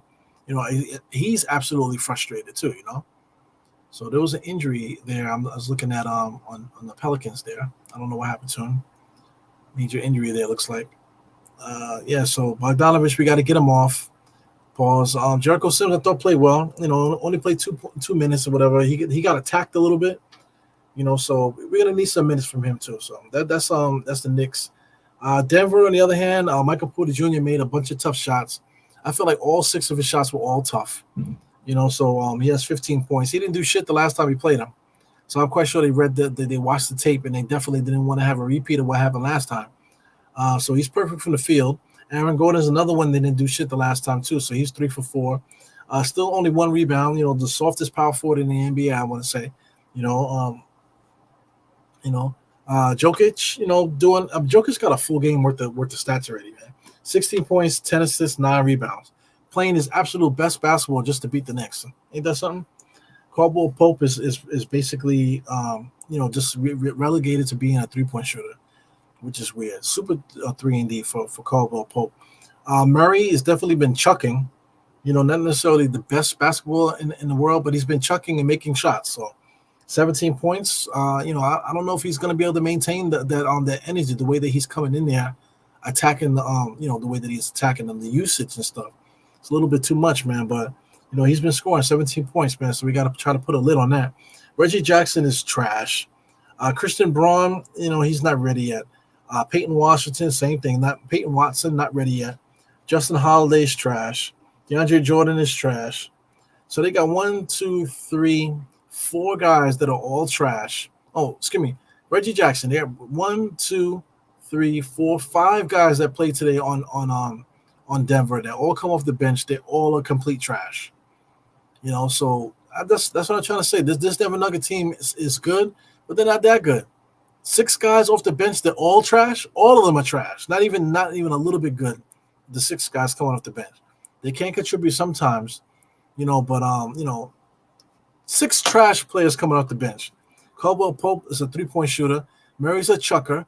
Jokic does everything. Aaron Gordon's kind of trash too. And then Michael Porter's kind of trash also. So I mean, just not a fan of this team. Definitely not a fan of this team. I'm not afraid of this team. Everything that we're doing here has everything to do with the Knicks not rebounding. So I'm taking a look at their rebounding. Jokic has 9 rebounds by himself. Aaron Gordon has 1. You got Michael Porter with 4. You got Murray with 3, and a bunch of people with 1. So it's not that hard. They don't really have guys that are rebounding. Aaron Gordon is not a good rebounder, so we should be able to attack him. Michael Porter Jr. gets out on those boards because of the height. He has a height advantage against the guys that are guarding him on the Knicks. Guys like Caldwell Pope don't even try to rebound. Murray's only getting his own offensive rebounds, I want to say, or long rebounds. He'll get those. And everybody else, the other 6 guys off the bench, we don't have to worry about. So the Knicks have dogs in the team. I don't want to say that Denver doesn't have them, but they literally have 6 bums coming off the bench, fam. Coming off our bench, we got 1, 2, 3, 4 dogs off our bench. You know what I'm saying? So, if that's the case, then we should be dominating on the boards. So Knicks got to get their shit together, man. If we dominate on the boards, I mean, in the amount of boards that they had, compared to the Knicks, what is it, 25? What did I say, 25 to 13? Come on, man. So if the Knicks could get back on the boards and reverse that, then we win the game easily, because we're only down 56 to 61. If we were up 25 to 13 rebounds, we will be beating this team by 20. So that's the difference between the Knicks and Denver. Yeah, man. So that's the end of that, man. So, good game otherwise. I'm complaining a lot here. It's a Knicks fan. It's a Knicks podcast, motherfucker. You know what I'm saying? It's a Knicks podcast. So I'm not gonna sit here and talk about how good Denver is, because they're not. Get the fuck out of here. They're not. They're very top heavy. They got the best player in the world, Jokic, and they got a guy, a supreme chucker in Murray, that's doing everything they can to get out there. But like I said, they can do that all they want. Rebound, man. Knicks get on the boards, we win this damn game. Shit. So anyway, what's up with the Chiz app? See the chat popping a little bit. Scroll up here. Where did I leave you guys? I left you with Bobby Santiago. He was there. So David Elsner throwing a thumbs up. Salute to Trish, baby. Trish is saying, what's up there? We're getting beat on the boards. Yeah, man. We're watching it. That's what I love. That's what I love about doing anything on the internet, is that when I'm watching, I know the chat is agreeing with me. Not necessarily agreeing with me. I know the chat is watching the same game that I'm watching. Because I hate watching the game with people and they're talking about stuff that has nothing to do with the game. So, dude, you see that in the game? Like, why are you talking about that? That's not happening in the game. That's what you're noticing? That's what you want to argue about? That's annoying. But when you're watching the game and dudes, gals and men, if everybody's agreeing with each other, and I'm saying that we all watching the same fucking game. Shots on me. You know what I'm saying? If everybody's watching the same game, everybody's vibing off the same thing. Next round on me. You know what I'm saying? That's how it should be. Shout out to Kev in the place. What's up, Kev? What up? What up? Trish D again, baby. She says, Josh Hart. Yeah, man, he's been out of it, man. I think he ran down one rebound. That's the like one rebound. About 10 rebounds less, man, than he should be. And he only ran down one rebound today. So he's got to get himself together. He's the one that's definitely fucking up the game right now. One of them. I mean, can you guys hear the ads? God, man, that's so annoying. So Bruce Taylor, what's up? He got a helmet on his head. He said, need to start Achua in the second half. Instead of Hart, maybe exhausted from playing so many minutes last week game. Yeah, he played 48 minutes on the last one, but he had 2 games to get that together. It's way too many minutes for him. He shouldn't be playing 48 minutes, man. We got guys that can play, so he shouldn't be playing 48 minutes. But that's Tom Thibodeau for you, man. That's a good question right now. So how many minutes did he play today? He played 19. So out of a possible, 12 minutes, 24 minutes? Out of 24 minutes, he played 19. So that's kind of a lot. 19 and 19. What's that? If he plays 38 minutes, that's not too bad. You still like to give him a break because we have guys that could play. Bogdanovich could play. A lot of these guys could play. So Josh Hart doesn't need to play 48 minutes. It's like, I don't know what's up with that. But we're about to get into it now. I see the Nuggets out here tucking the shirts in and stuff. But yeah, man, I agree with you, Bruce, But benching Josh Hart, once you're in the mix, you're in the mix, But Tom Thibodeau has to do a good job of getting guys the rest that they need, or putting them in positions where they can succeed out there. So anyway, did we start Precious? That's the one I wanted. So we didn't start Precious. We're still rocking with the short lineup here. So Brunson is being guarded by Caldwell. Ooh, nice little stud step there. Dropped it off to Hartenstein. Hartenstein finds Josh Hart. Josh Hart, it looks like he's playing with lead shorts. DiVincenzo catches it. Shot clock running down there, and they miss it. Kobo Puck with the long rebound. So, yeah, man, Josh Hart definitely looks heavy. He looks like he's wearing a lead outfit today. Michael Porter Jr. with a long jump shot. Josh with a rebound. So Josh matches his second half rebounding. Lightly pushes up the ball. Comes around the Hartenstein screen. Gives it up to Brunson. Deuce has it with the jab step. Almost fell to the floor. Tears ACL. What the hell on the jab step? Hartenstein with a floater. Whoa. I mean, he shot the floor. He was like a shot put. You know what I'm saying? I'll take it. 58-61. So we got Aaron Gordon top of the key. Hard defense there by Josh Hart. Dribble, crossed them over. Comes around the screen. Almost lost it. Hartenstein's there to pick it up. Finds Jokic in there for a nice little float in, drop in. So got the Knicks in the mix there off of a Jokic pick. Brunson has it. Just launches a 3. Knocks it down like a vacuum. So that's 63-61. Knicks got to stop playing with these dudes, man. Shout out to Mike Morgan in the place. Got Cameron Goldberg. He said pathetic. Being a fifth seed is unacceptable. I get it. Michael Porter comes around the screen, foul line, looking to pull up there, up and under, throws off the glass, catches it and dunks it. Fuck Michael Porter Jr. Oh, yeah, 65-61. But look at DeAndre Jordan, like he's so amazed. He's been playing in the league forever, man. What a freaking clown. DiVincenzo inside the heart. Nice little cut there. He saved it, but right to the Denver Nuggets. Here comes Jokic running up the court. We're going to have Murray and then going to the basket. Hartenstein stopped that, but they call a foul somehow. Kev says he's going to do all that and still lose. Yeah, baby. I hear you. Jackal. He said, we end this even without all our guys. I'm trying to tell you, we already smoked these motherfuckers the first time. So this time they're looking to make a statement against the Knicks, man. So that's embarrassing to me. The Knicks are not supposed to be that good, right? But now you're going to play your absolute hardest game, to show the Knicks that you mean business. Defend the home court. Show this team we mean business. Show them we can be as physical as they are. Match their physicality. Because their star player gets all the calls.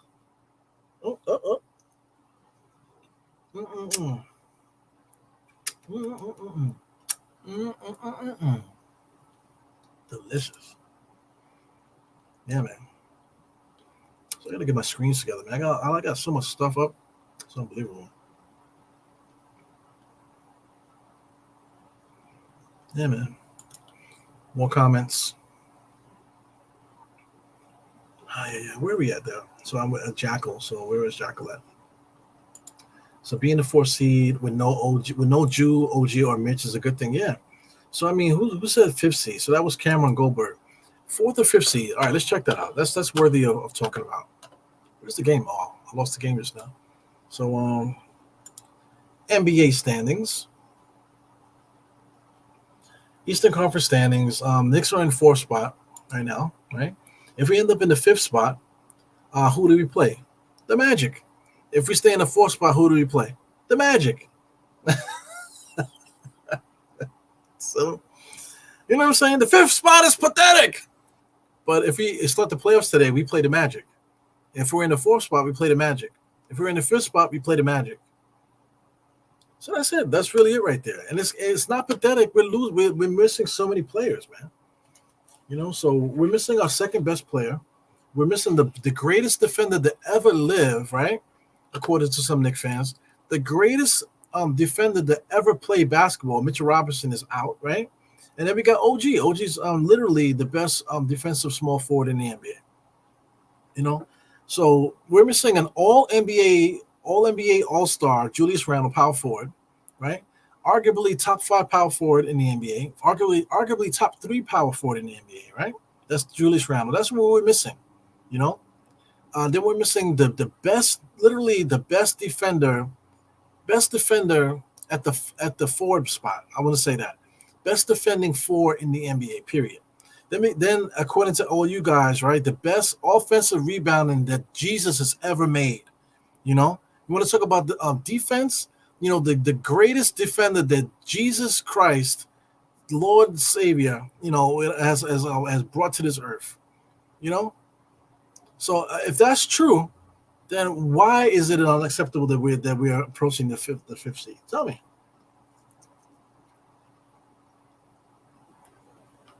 I'm trying to say, if we're missing all that, can you tell me why it's unacceptable? Don't worry, I'll wait.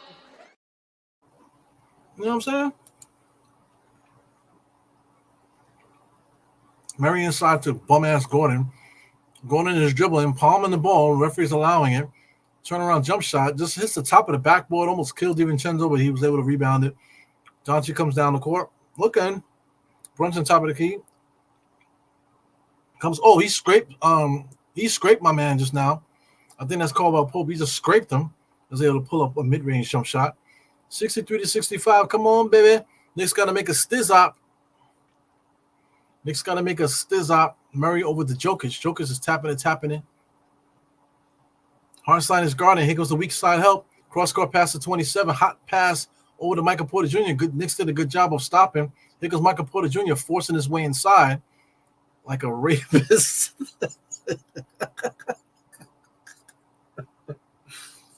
All right, Ebro. Top of the key. Deuce comes across over to Josh. Josh is like low energy. Josh today. Damn. Deuce with Brian, top of the key. Foul line extended. Finds Josh in the corner. He fakes it all the way inside. Floats. Nope. Fighting. Hartenstein almost dove for it. He almost did. Josh Hart finds the open corner three. Give it to me, baby. In and out. No good. Knicks need to get a clutch shot going here. Number 27, Murray. Top of the key being guarded by Brunson with the bright-ass kicks. Inside. Bullet pass there to Jokic, man. Good play. I give it to him. Sometimes these bum-ass players make good plays. You know, Murray's not a bum. I'm just, I'm a Knicks fan.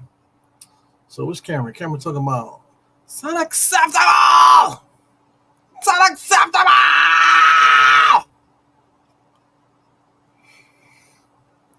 Because Brunson on the inside. Ooh, beautiful scoop. Lay that up.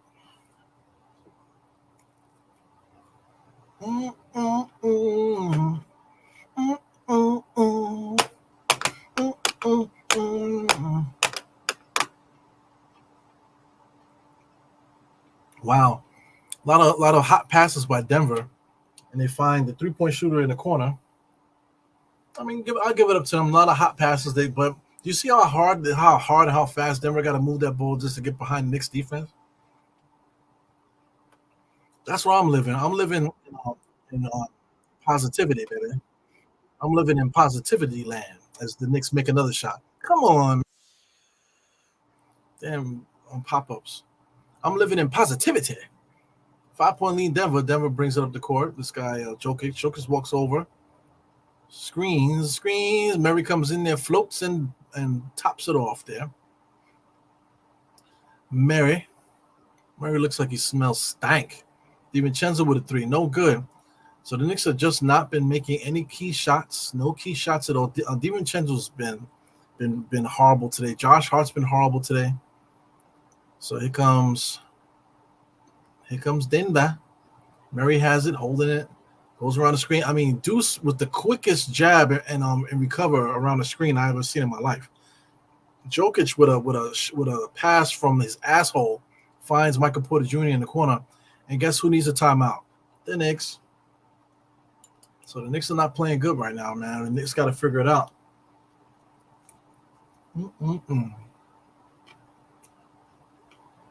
Delicioso. I mean, I didn't even see the ball where it came from. It looked like it literally came out of his asshole.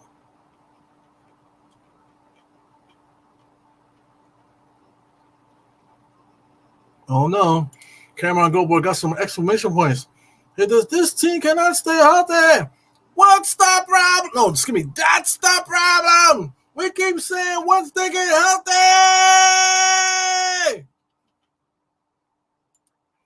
Yeah, we are definitely playing slow. Like, what the hell's going on here? Démalo, papi. Damn, I mean, come on. It's like giving my mouse an extra thing here. We got Trish. Very slow, Bobby. Like lethargic. No shit. No sense of urgency. Yeah, man. High altitude. You know, this guy Josh. I don't know what's going on. Was that lagging just now? Anyway.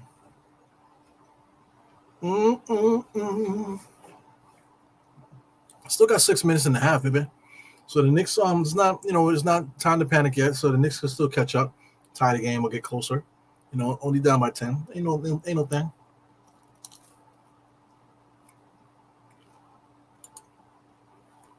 This is the game right here. Just right here. Should have said very slowly. You know, Bobby Santegas, we're playing slow. Very slowly. They're lethargic, especially Josh Hart. No sense of urgency. They're leaving huge gaps. You know what I'm saying? Getting beat on the boards. I don't know what's up. Orlando won today, so yeah, Orlando won. Orlando already has one win more than us, but I think we have less losses. That's why we're ahead. So my commercial is on, guys. If anybody cares, the commercial that I'm in is on right now, at least on my channel. They just showed me just now, you know how it goes. Holding up the sign, you've been seeing it for so long. Thank you, Knicks Omni fan. Yay. It is what it is. We're playing slow like Denver. Yeah, we need to start biting these guys at the ankles. You know, we need to start biting these guys up. A lot of stupid threes. I mean, DiVincenzo was shooting long 3-point shots for no reason. You know, just doesn't have it tonight. Damn. Bobby said, I'm going to bed, fam. Bobby said, fuck this. I'm going to bed. Just came from my second job. I got to come home and deal with this shit, man. Fuck this shit. I'm out of here.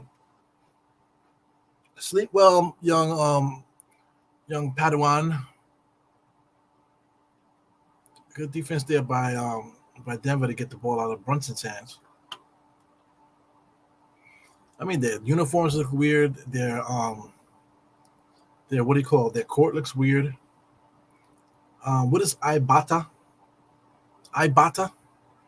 That's the sponsor on the Denver Nuggets shirt there. It says Ibata. Ibata. Ibata. Ibata. Ibata. Ibata. Neon blue. Where they do that at? Ay bata, ay bata, ay bata, ay bata. Product placement. So now I'm interested. Ay bata, ay bata. Ah. Earn cash back on groceries and more. Use iBata. So the Denver Nuggets is being sponsored by internet company. I guess when they give you cash back on purchases on online shopping, I guess that's pretty cool. I guess Knicks are being sponsored by the Sphere, motherfucker. Baseline, they're gonna call out of bounds or traveling on Michael Porter Jr. And she's arguing with the refs, man. Lady, dude, get back on defense.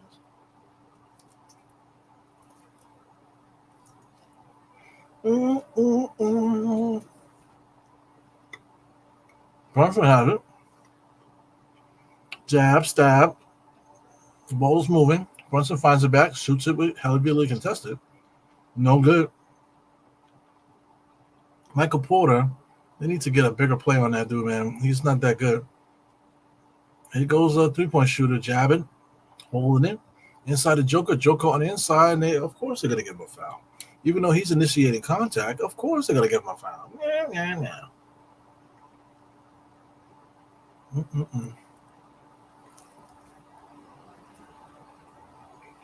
Bobby Schmurder coming back in the game.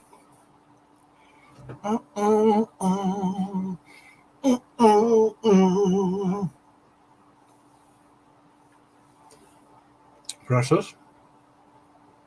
Elbows all in his chest. No foul. Damn. Deuce pushing the Bizzall. Looking. No movement. Got to find somebody. Gives it to Precious. Tries to give it to Brunson. No good. Gives it to Brunson in the corner. Brunson fakes the three. Jab steps. Being guarded by 4 people right now. 4 Denver Nuggets are watching him. Still gets in there, able to get the hook shot. No good, man. So this is one of those games, huh? This is one of those games where everything is flat. Knicks are tired, and then Denver Nuggets are just outworking the Knicks. Look at DiVincenzo. As soon as I say that, snaps it right out of that corny motherfucker's hands there. But Deuce McBride runs full head of steam there. Almost lost it, but ended up getting fouled. So we're at the cusp. We're at the cusp of the point in the game where what's going to happen? Either the Knicks are going to catch a little more momentum and catch the lead, or Denver Nuggets going to blow this game off the hinges. So what's going to happen? Deuce McBride is going to quietly cut this lead to 7. And then what's going to happen next? Damn, I love basketball. I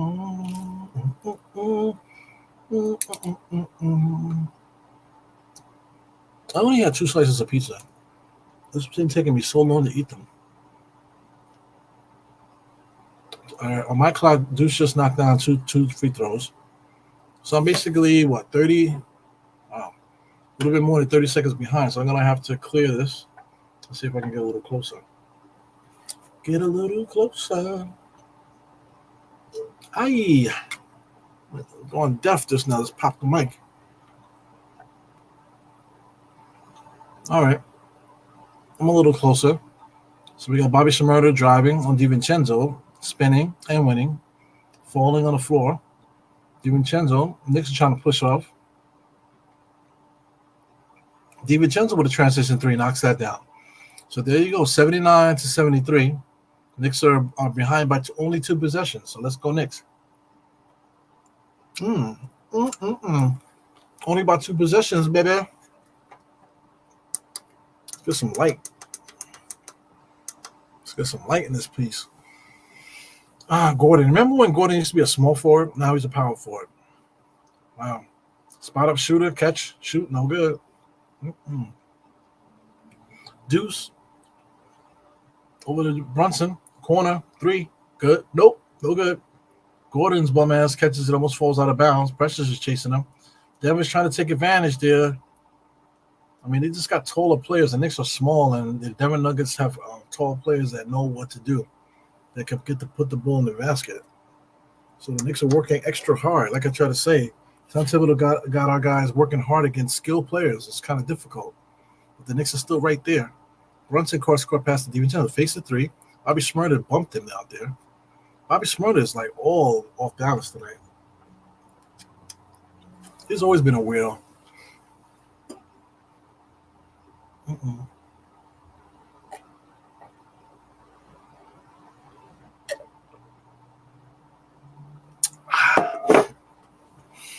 They just showed DiVincenzo. He's at 219. So we have 13 game. 13 games, right? So add 13 to that. I'm talking about 30 something. So he's knocking on the door, but DiVincenzo's actually averaging 3 3-point makes in a game. Right now he has 3 3-point makes already. He goes bogey over to Josh. Josh over to Precious. I mean, Josh has no energy, man. Josh has it right now, comes across the screen, comes in there, fakes it. There's no energy. Burks has it. Defensive play, slaps the ball on his hand. That's gonna be a 24-second violation. Yeah, man. Sucks. Tom Thibodeau's looking like doing a smolder there, doing the Ben still a smolder. Got Jericho Sims looking to come in the game. Takes a old Chinaman's seat right there. Got Schmurder bringing the ball to the court.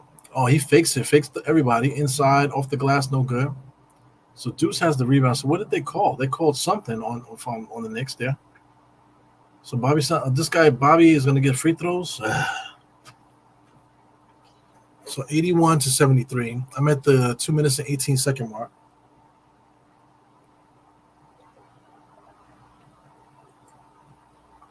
So Bobby's going to make one, I guess. He makes the first one. So let's see if he makes the second one. That'll give him 10.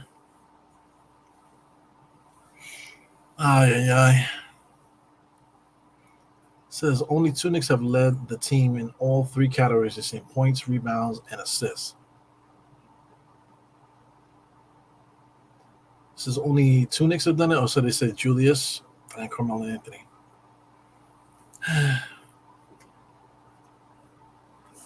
So he knocks down both. So that gives them a 10-point lead. All right, so I'm a little bit behind here, guys. Still about like 20 seconds behind. So it looks like they're going to get a 3-point shot, the Knicks. They got Burks coming around. They've been going up by 2 people. Over to Precious, over to Deuce. Deuce jab steps, squares up, kicks it back out to Precious for the top of the key 3. Top of the key 3. I see. Bobby Shmurda bringing the ball up the court. Come across the timeline. He was traveling the whole way. Over to Jokic. Jokic walks into the pass. Misses that. Precious has it. Gives it over to Deuce. Come on, Deuce. Knicks need to get some points back to back here. Precious over to Bogey. Bogey baseline. Comes in there. Cross-court pass to Burks. I mean, such a light pass. He has like no strength. Damn, Bogdanovich. What the fuck is going on? He has like no strength going to the basket. I mean, doing anything. So he allows a Denver Nugget fast break there by somebody that hasn't done anything, Mr. Braun. So, I mean, come on, man. Now the score is 85 to 76. Knicks got a score. Bogey has it on the inside, hit with a double team. Burks has it now, looking. Takes a screen on the drive against Jokic. Got to get it up. Air ball. Bobby Smurda kicks it out to Braun. Braun behind the back dribble. Stops. Gives it to Jokic. Jokic is being guarded by the wrong guy. Burks has him. And what did they call? They called a loose ball or a 3-second. Instead they called it. Did they call a 3-second?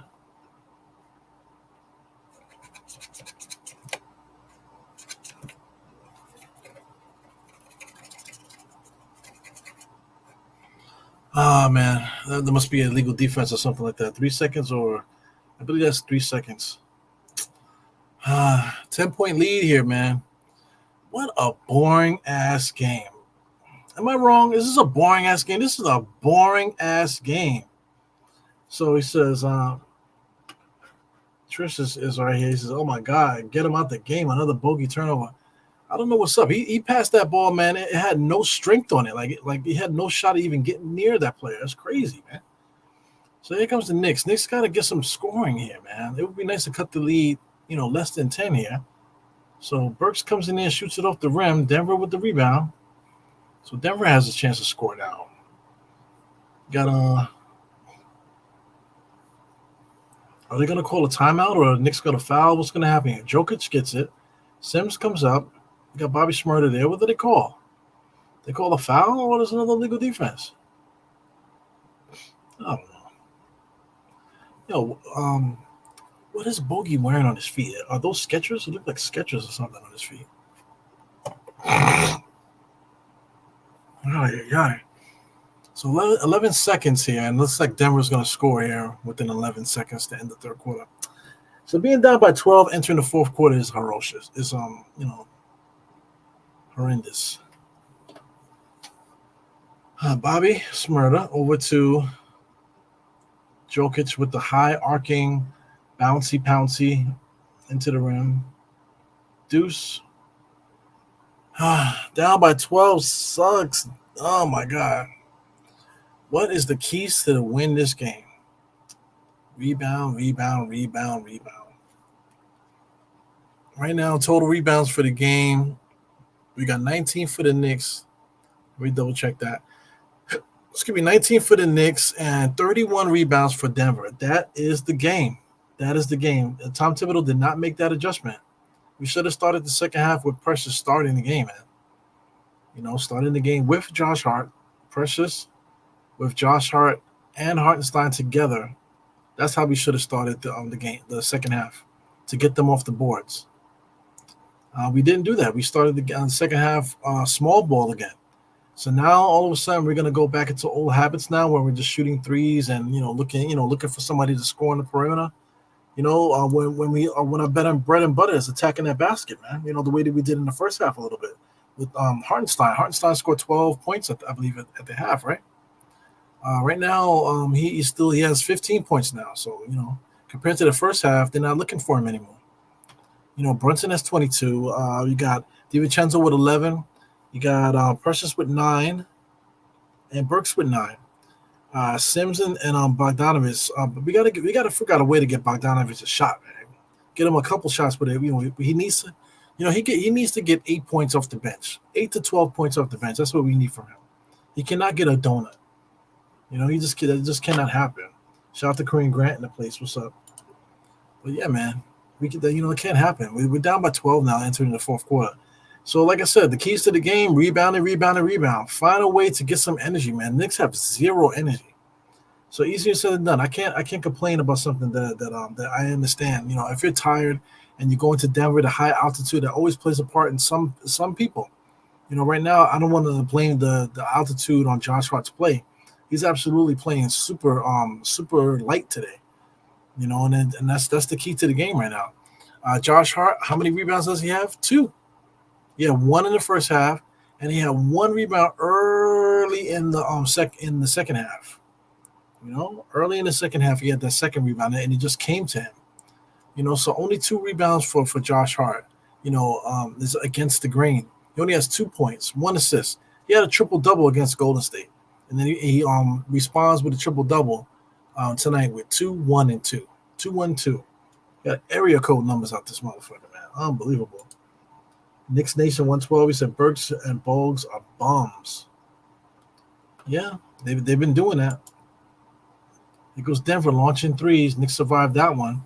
Being down by 15 would have been atrocious, but here he goes, Deuce. Deuce across the timeline, looking for some action. Sims. Now Deuce is still dribbling. He's still holding the ball. What is going on? Bogey has it, goes around the screen, cuts it back to Deuce. Deuce finds Burks. Burks is dribbling. 3, 2, fadeaway jump shot off the side of the backboard. What are we doing? It's just like almost time to shut the stream down. If we're gonna play like this, then what the fuck is the point of staying up late? Man. So Murray now, number 27, spinning, winning, floater in the paint. There, Sims jumps in the air, man, head above the rim, gets that rebound. Deuce comes over to Bogey. Bogey hook pass to Burks. Faked it. He's being guarded by 2 people. Sims has it back to Burks. Wide open 3-point shot. He knocks that down. Thank you, Jesus. 79 to 88. Oh my God. Oh my God. There it goes. Great job play by play. Thank you, Mr. Holcomb. Definitely appreciate you, Mr. Moderator. Mr. Moderator. Burks with the rebound, looking. He faked the look up there. All five Knicks players are behind him. Comes around the screen. Sims is open. Burks comes in there, tried to draw the foul. No foul called, but it was late whistle there. But Burks gets the foul there. He knows how to create fouls. My ear is hurting from these headphones. Ay, Dios mío. Oh, man. Greg Brittman, former assistant coach and player development. Yeah, I remember Brittman. I remember when Brittman used to look younger. Golly. I mean, time sucks, man, because a lot of these guys, former assistants and this, that, and the other, just basically add 20 years, 20 to 30 years to their age. So some of these guys are 60 years old now. So add like 20 to that. They were only 40 at the time. So time flies, man. Time waits for nobody, man. Before you know it, you'll be 62. You know what I'm saying? It happens like that. That's life. Burks just knuckleballs a free throw there. Taps and whaps. Denver with the rebound. Here goes Murray coming down the court. Yeah. Murray's wearing sky blue kicks, man. Ugly. Cross court pass there. Blatant. Inside, Knicks broke it up. Here goes Jericho Sims running the point, right hand side, dribbling too much. Give it up, please. Burks in between his legs. Bop, bop, bop. Over to Precious. Precious with the jab stick. Kick it out to Bogey. Over to Deuce. Give it to me, baby. Hit me that 3-point shot, baby. 3-point shot, baby. For Deuce McBride. Give me timeout, then there. So that is now the lead is back to 5. The Knicks start the fourth quarter with a 7-0 run. With a 7-0 run. The hottest rapper in the United States is Sexy Red. You know what I'm saying? So the Knicks with a 7-0 run. You know what I'm saying? Sexy Red and what's the other one? Ice Spice. Sexy Red and Ice Spice are the two hottest rappers in the United States, guys. You want to talk about the best? After that, the probably like the best song. Like people are just waiting for the next feature or whatever. That's Cardi B. Everybody's waiting for Cardi B's next feature, and then the next person that you're waiting for to like really put together like a freestyle or maybe like another strong single or something like that is another one, Meg Thee Stallion. So we got 4 women. All of them is all a part of the stripper culture. What happened to hip hop, guys? What happened to hip hop? Now I get mainstream music is one thing. That's all dictated by corporate shit, right? But how do we allow this to happen? Of course, we want women to succeed. Yeah, I know. But stripper music, it's not like the men are making stripper music, you know? So how come the women can only make mainstream stripper music? What happened to the Missy Elliott's of the world? You know, there's no other Missy Elliott's out there. Man, where the fuck is Missy Elliott, for Christ's sake? You know, we're like missing, like Missy Elliott is like Stevie Wonder. Like, when is Stevie Wonder going to come out with some new music? I know Stevie Wonder has some timeless music. He don't ever have to make any more music, but it's not about having to make music. It's about putting stuff out that can relate to the people. Make some real soul music, you know, out there and put it out there for the people to touch. So I would love to see Stevie Wonder's interpretation of 2024. You know what I'm saying? I would love to see that. You know, but instead we got, you know, crazy, man. Unbelievable. Chicks are farting on music now, and that's what it is. You're not even enough hard. I've been going hard. Fart and hard don't rhyme. Oh, my God. Right on cue. Deuce. That's what hip-hop music is right now. Deuce. Oh, yeah. He said my boy making clutch shots. Yeah, that's Deuce McBride up this bitch. Hit the thumbs up if you're nasty. Yeah, man. Yeah, so, I mean, if the Knicks, I mean, it's plenty of time. 9 minutes, 33 seconds, man. So, Knicks just got to make stops now. 7-0 run is nice, but it would be nice if we can continue this run. Here goes DeAndre Jordan doing the best Mitchell Robinson impersonation. Murray just lost his dribble there. Jab step. You got number 8 there. Number 8 got some skills. Up and under layup there. No good. Precious with the rebound. But they're going to call a foul on the floor. Number 55, man. he's an old ref, man, but he's just not, you know. There's a lot of light bright kicks on the Knicks side there. I like the orange sneakers. I'm a big fan of orange sneakers, but I'm a big fan of cool orange sneakers. Not orange just to be orange. So it is what it is. So this dude number 8, man, Watson. I've been talking about him. The last time we played him, I was very impressed by what he did the last time.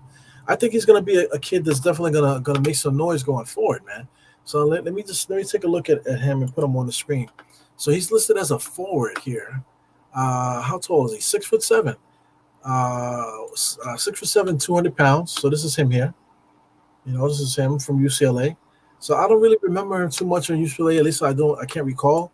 But I think he's a good player. I think he's somebody that might make a name for himself in this league eventually.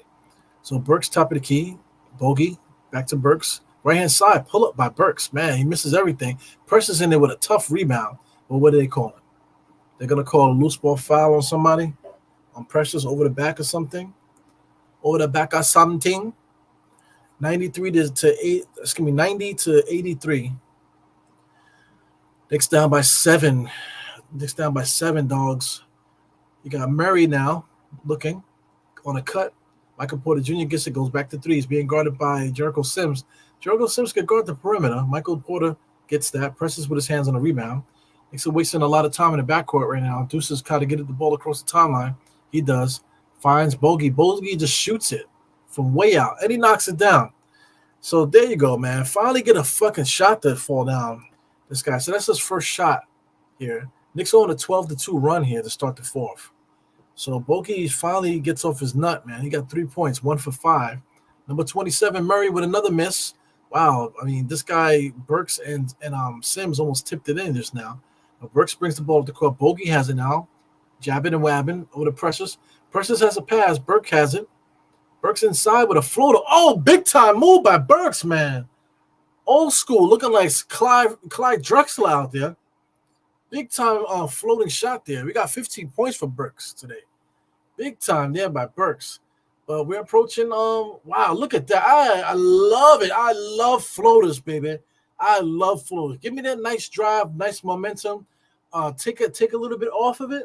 And then when the players get up there to try to block it, baby, hit them with the boom, hit them with the finesse. Ha! Give it to me, baby. Give it to me, baby. I love it, man. I love it. I love it. That's like a lost art. Everybody keeps trying to do floaters all the time, but man, that is a lost art. That they're coming down the lane, right down the lane. Come really hard and then take a little bit off of it. Let the defenders jump in the air too early and then hit them with that ha, hit them with that ha, baby. Unbelievable. The cream will rise to the top. Oh yeah. Yeah, man, big time. This guy Burks definitely came in this game ready to play, as compared to Josh and those guys. Josh and DiVincenzo definitely off today, but Burks for some reason has 2 feet planted on the ground today. So we got Precious with 9, 4, and 3. We got Burks with 15 points, 4 rebounds, 2 assists, 2 steals. Very good game today. Might be his best game as a Knick since he returned. Bogdanovich having a bad game. Sims is doing whatever he can in 8 minutes. DiVincenzo 11 points still, very active out there. Hasn't been able to knock down any shots in the clutch. Yeah, he has knocked some shots down, but not really the way that he normally does. Deuce McBride has been holding us down here in the second half. Brunson hasn't scored in a while, so he's been out. So I don't know if I want to put Brunson in right now, but this is a long timeout, so I think Brunson might come in there for the duration. So we'll see what Tom Thibodeau does here. I Heart with 15. So hopefully, Tom Thibodeau finds the right mix. This team here, we kind of need the extra rebounding, man. So Persis has 23 minutes. Josh Hart has 29. Has been totally not effective today. So I don't know what the way Tom Thibodeau would run it today. Do you run I Heart, Brunson, McBride, Deuce, not Deuce, Precious, and Burks? Do you leave those guys out there as your 5 to finish the game? Because those are the guys that have the pulse. Like I said, Hartenstein, Brunson, McBride, right? Precious, and Burks. Do we run those 5 guys out there to finish the game? So we'll see what Tom Thibodeau does here. So do I need to refresh? Yes, I do. Let's refresh this. So I'm looking. Knicks are only down by 2. This is very interesting. So you say you want NBA action? You say you want to have a good game? See what happens here. So we got Joker ends up with it, gives it over to Gordon. Michael Porter just launches a 3-point shot. He just jumps up and strong arms a 3-point shot. It was a bad shot, but it fell in there. He just jumped up and just shot the ball and then went in. Nothing else to that. Bogey fakes it, ends up getting another turnover there. So they asked for a kickball and they got it. I don't know about that, but I mean, it barely was a kickball, but they called it a kickball. They called it late. So I mean, it's not like it wasn't a kickball. So look at this. Bogey gets it. Bogey dribbles, tries to do a pass there. I don't know about kickball. He hit it off his leg, but I don't know if it's a kickball though. I don't know. So the Knicks are going to get a chance to get it back here. Knicks. We have no room for error right now. 12-4 lead right now in the fourth. We just have to blank these guys. We just have to continue to blank them. That's about it. We have to continue to blank them. We got to find the board some kind of way, and we just got to continue to blank these guys. 7 minutes and 24 seconds. So I didn't see who was in the game here, but we absolutely need to get Brunson in this game. So I see Hartenstein is in. I see Burks is still in there. Deuce is there. So it's Nuggets ball. So I guess they didn't call off the leg. Yeah. Is Brunson in this game? So Brunson is not in this game. Yeah. So here goes Joker. Joker over to Pope. Pope is coming around the screen. Finds Joker for 3. Fakes it. Hartenstein stayed with him. Spin move with the hook. If they would stop him from doing that elbow, and then he got the nerve to be calling for a foul, but he's absolutely hooking dudes. Why isn't Brunson in the game, guys? I'm trying to figure it out. We're at the 7-minute mark, right? Just about at the 7-minute mark. Why isn't Brunson in this game? Here goes Hartenstein inside there fighting with Precious. Jump ball. Why isn't Brunson in this game? That Tom Thibodeau needs to answer that question. Why isn't Brunson in this game right now? So we got to break into action. Right now, when I look up, Brunson better be in this game. We got to break into action. There should be a time for substitutions now. So I need to know. I need to see Brunson in the game right now. So Brunson is in the game now. I mean, there's no excuse. 7 minutes. At the 7-minute mark, we decide to put Brunson back in. So here goes Murray. A lot of contact there. Comes in there, throws the ball off the backboard, knocks it down, and he gets a foul. A lot of contact. So Murray just blew his gasket just now, scoring on the Knicks. Like I said, these guys are playing their strongest game. They're playing their hardest game right now. Look at all that contact. That was initial contact initiated by Murray, but somehow Murray's the one that gets the foul. It's crazy. No, but we are playing in Denver. Let Murray get his shit off.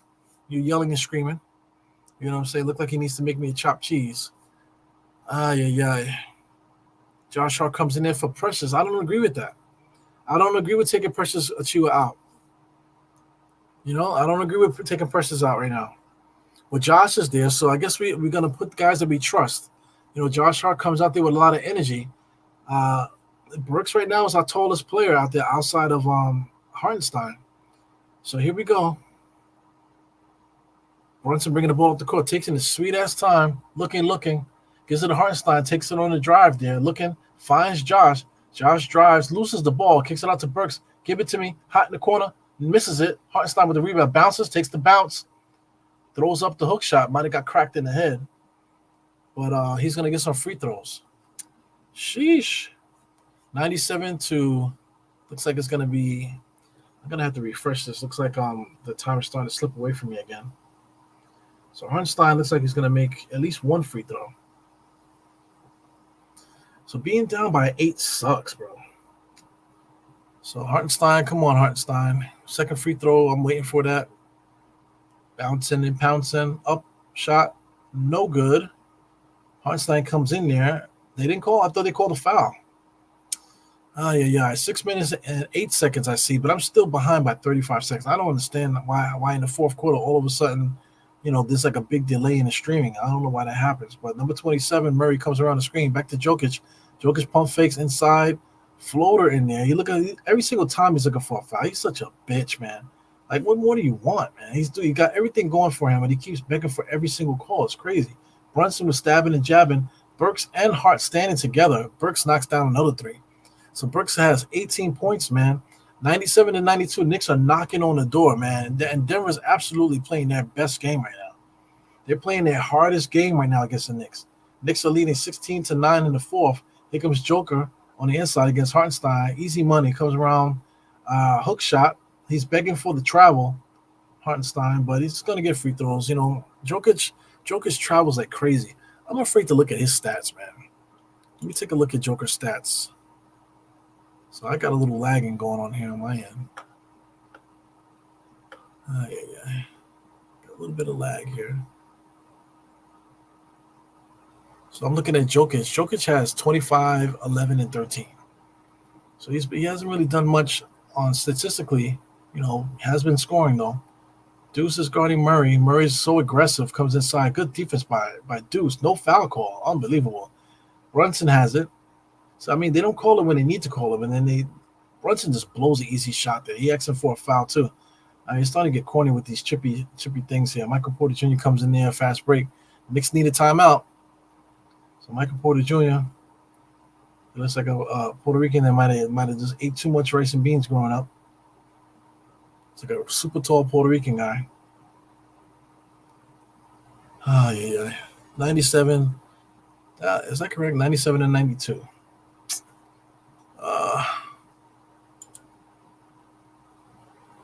Yep, 97 to 92. Tom Thibodeau just pulled out envelope out of his pocket just now. Maybe that's a secret sauce, the secret code to winning this game. You know, still plenty of time. 5 minutes left. That's a whole thing there. So Burks tried to foul Murray. So did they call a foul on Murray or did they accept the dunk? So I didn't see them add the point. What's this guy talking about? He just called a clear path foul. So calling a clear path foul right now, that like takes the momentum away right there. So they're not going to count the basket at least, right? So is that a clear path foul? So Burks fouled him there. So okay, I get it. Clear path foul.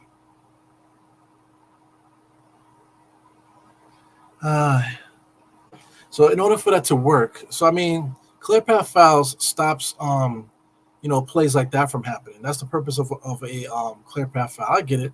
You don't want guys to get hurt, but at the same time too, you don't want guys to get easy baskets too. You know, so they're gonna get free throws, I guess, and they're gonna get the ball back. So they're gonna review it again. Yeah.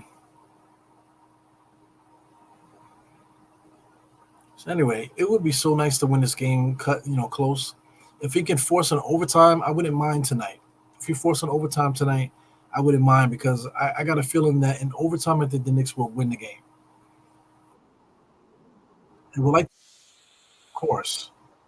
But this is one of those games where if we're fighting and we can get this Denver Nuggets team, get this Denver Nuggets team on their heels, then we'll see what happens here. But I mean, they're taking a long time to review this. I just don't understand. I guess they're going for it. They're trying to see if they're going to count the basket. That's crazy. This is one thing here. Like, if they count the basket, right? Okay, clear path foul. Then they count the basket. Then they're going to get free throws, and then they're going to get the ball back. That's crazy. You know, that's crazy. So I don't know what's going on. So that's exactly what they're doing. They're looking to see if they're going to count the basket. So if they count the basket, right? So that'll make it 99, I guess, right? And then they're going to get free throws, so that can make it to 101, right? And then they're going to get the ball back, and that can make it to 103. So that's a big time swing right there, big time point swing. You know, a 6 point. They have a chance to get a 6-point swing right now. If I'm correct, that's what's happening. Look at the mom and daughter. I guess it's mom and daughter. They got the Knicks things on. Why is her mouth open, man? Sheesh. So what are they calling here? This referee, freaky deaky ref. What are they talking about here? Get it together, man. It's too late for this. This is too late for this. Come on, let's go. I know on the West Coast it's only like 9 o'clock over there, but it's 11:14 right now. Let's go, man. They still haven't made a decision yet. What is going on here? I mean, that is an awesome jacket, my man.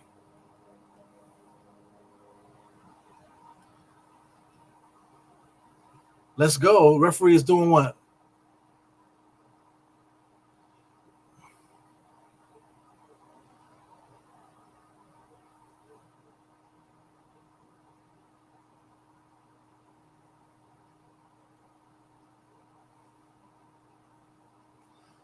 Oh yeah, yeah, all of that. So they it was not a clear path foul, but then they basically just called a foul. So they're gonna say it's a transition take foul. What's the difference, fam? So he's gonna get one free throw, okay, and then they're gonna get the ball back. Oh my gosh! So they were trying to get the rule down, the rule perfect. So somebody is going for extra credit today. Somebody needs a promotion, I guess. So I mean, this is the longest freaking break for no reason. Game is back in now. Here comes Murray. Jokic has it, being guarded by Hartenstein. Getting low. Back to Murray. Back to Jokic. Jokic spin. Here goes the elbow. Boop. Fade away shot. And he knocks it in. Oh my God. So unbelievable. Yo, this is a boring ass game. This is a boring ass game. Look at his spin, elbow, just throws it up off the top of the backboard and it falls in. Unbelievable. What a crazy shot. This is a boring ass game. Boring. Ay. They're top heavy. Their three best players all got 20 something. The Knicks, Brunson stuck on 22, hasn't been able to score. Oh my God. Man, we just have nobody else to do anything right now. We have nobody out there to get rebounds or play defense. Like, why are we playing small ball when we don't have to? Josh Hart to Hartenstein. Hartenstein looking for a cutter. Drives in there. Left-handed layup, no good. So I'm just trying to figure out that why did Tom Thibodeau figure that we needed to play this Denver team with a small ball lineup? Why? Why do we need to change what we've been doing to win? Why are we now forced to play small ball? You know, so some people like to say, "Oh, Tom Thibodeau's not playing. Why you gonna blame Tom Thibodeau? That's what you wanna do, huh? How you gonna blame Tom Thibodeau? He's the one that got us here.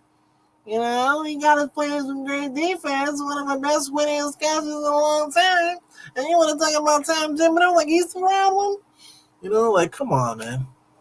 Fucking drunks. That's what people sound like. Oh, you keep bringing up Tom Thibodeau. Tom Thibodeau got us to the finals. You're like, come on, man. I think Tom Thibodeau's strategy today kind of fucked up the game from the beginning, man. Here goes Joker. A lot of confidence right now. So Joker's going to get whatever he wants at this moment. Spins and wins off the glass. So this is the Joker show right now. So the score is 103-94. You know, the Knicks, even though this is happening right now, you know, we can still come back in this game. Plenty of time. Brunson has it, being guarded tightly, dribbling into Hartenstein. Hartenstein finds Burks. Burks jab steps, drives. He gets stripped there. But it goes off of the Knicks, I believe. So Murray's hype now. They're making all the plays. They're making the defensive plays. They're making the offensive plays there. So Burks dribbling. So, he's hype. He slapped it loose, but Burks was able to tap it and tapped it out of bounds. Murray got a lot of energy today, 27.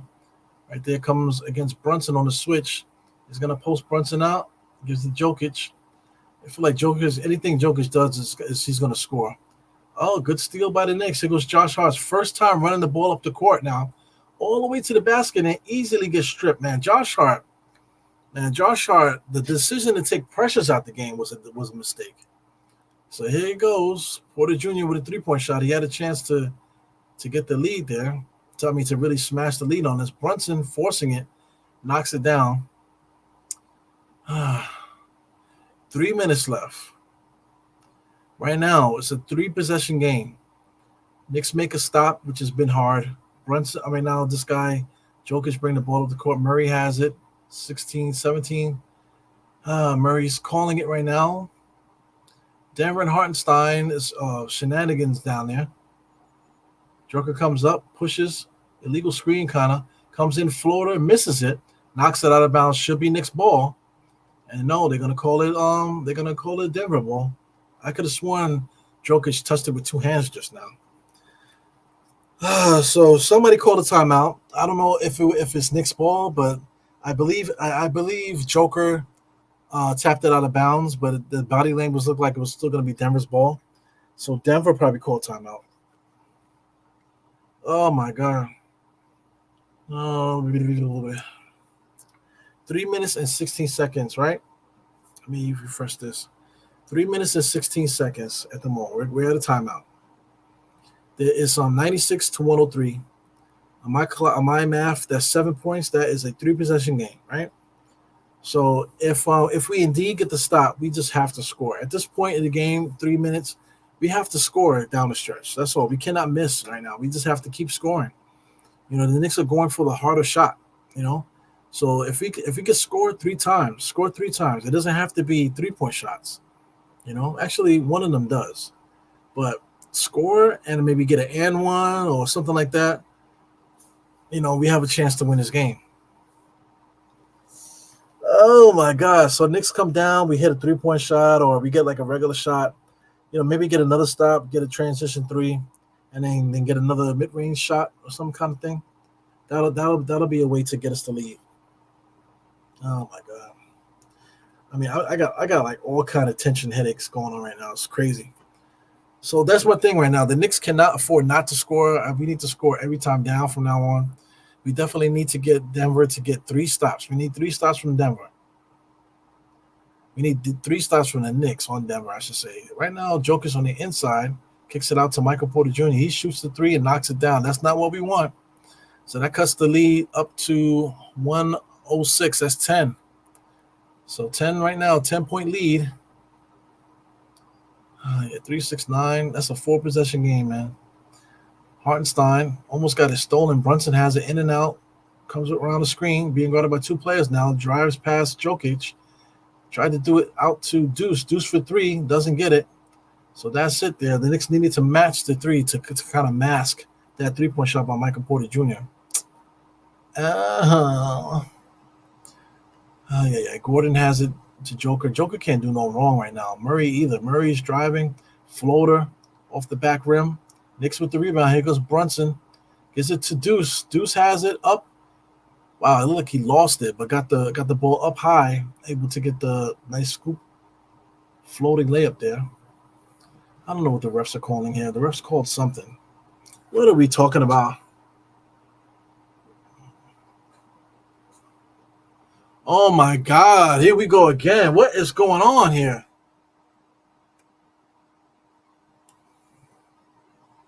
Okay, so what happened? Brunson brings up, he gets it. So they're gonna call a foul on it.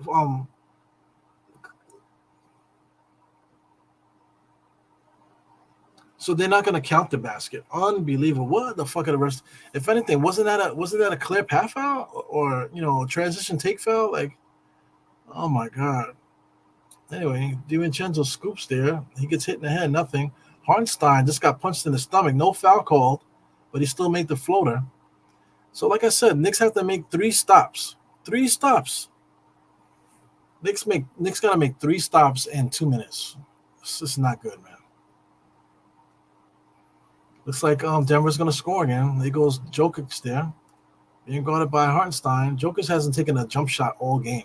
Here he goes, fadeaway jump shot, misses it. Ball tipped up. Michael Porter Jr. again. He just the size. The Knicks have no size. Precious should have been out there guarding Michael Porter Jr. I'm sorry. Oh my God, Precious.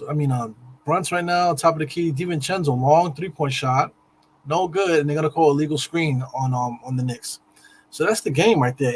Any chance that I would have liked to win this game is all out the window right now.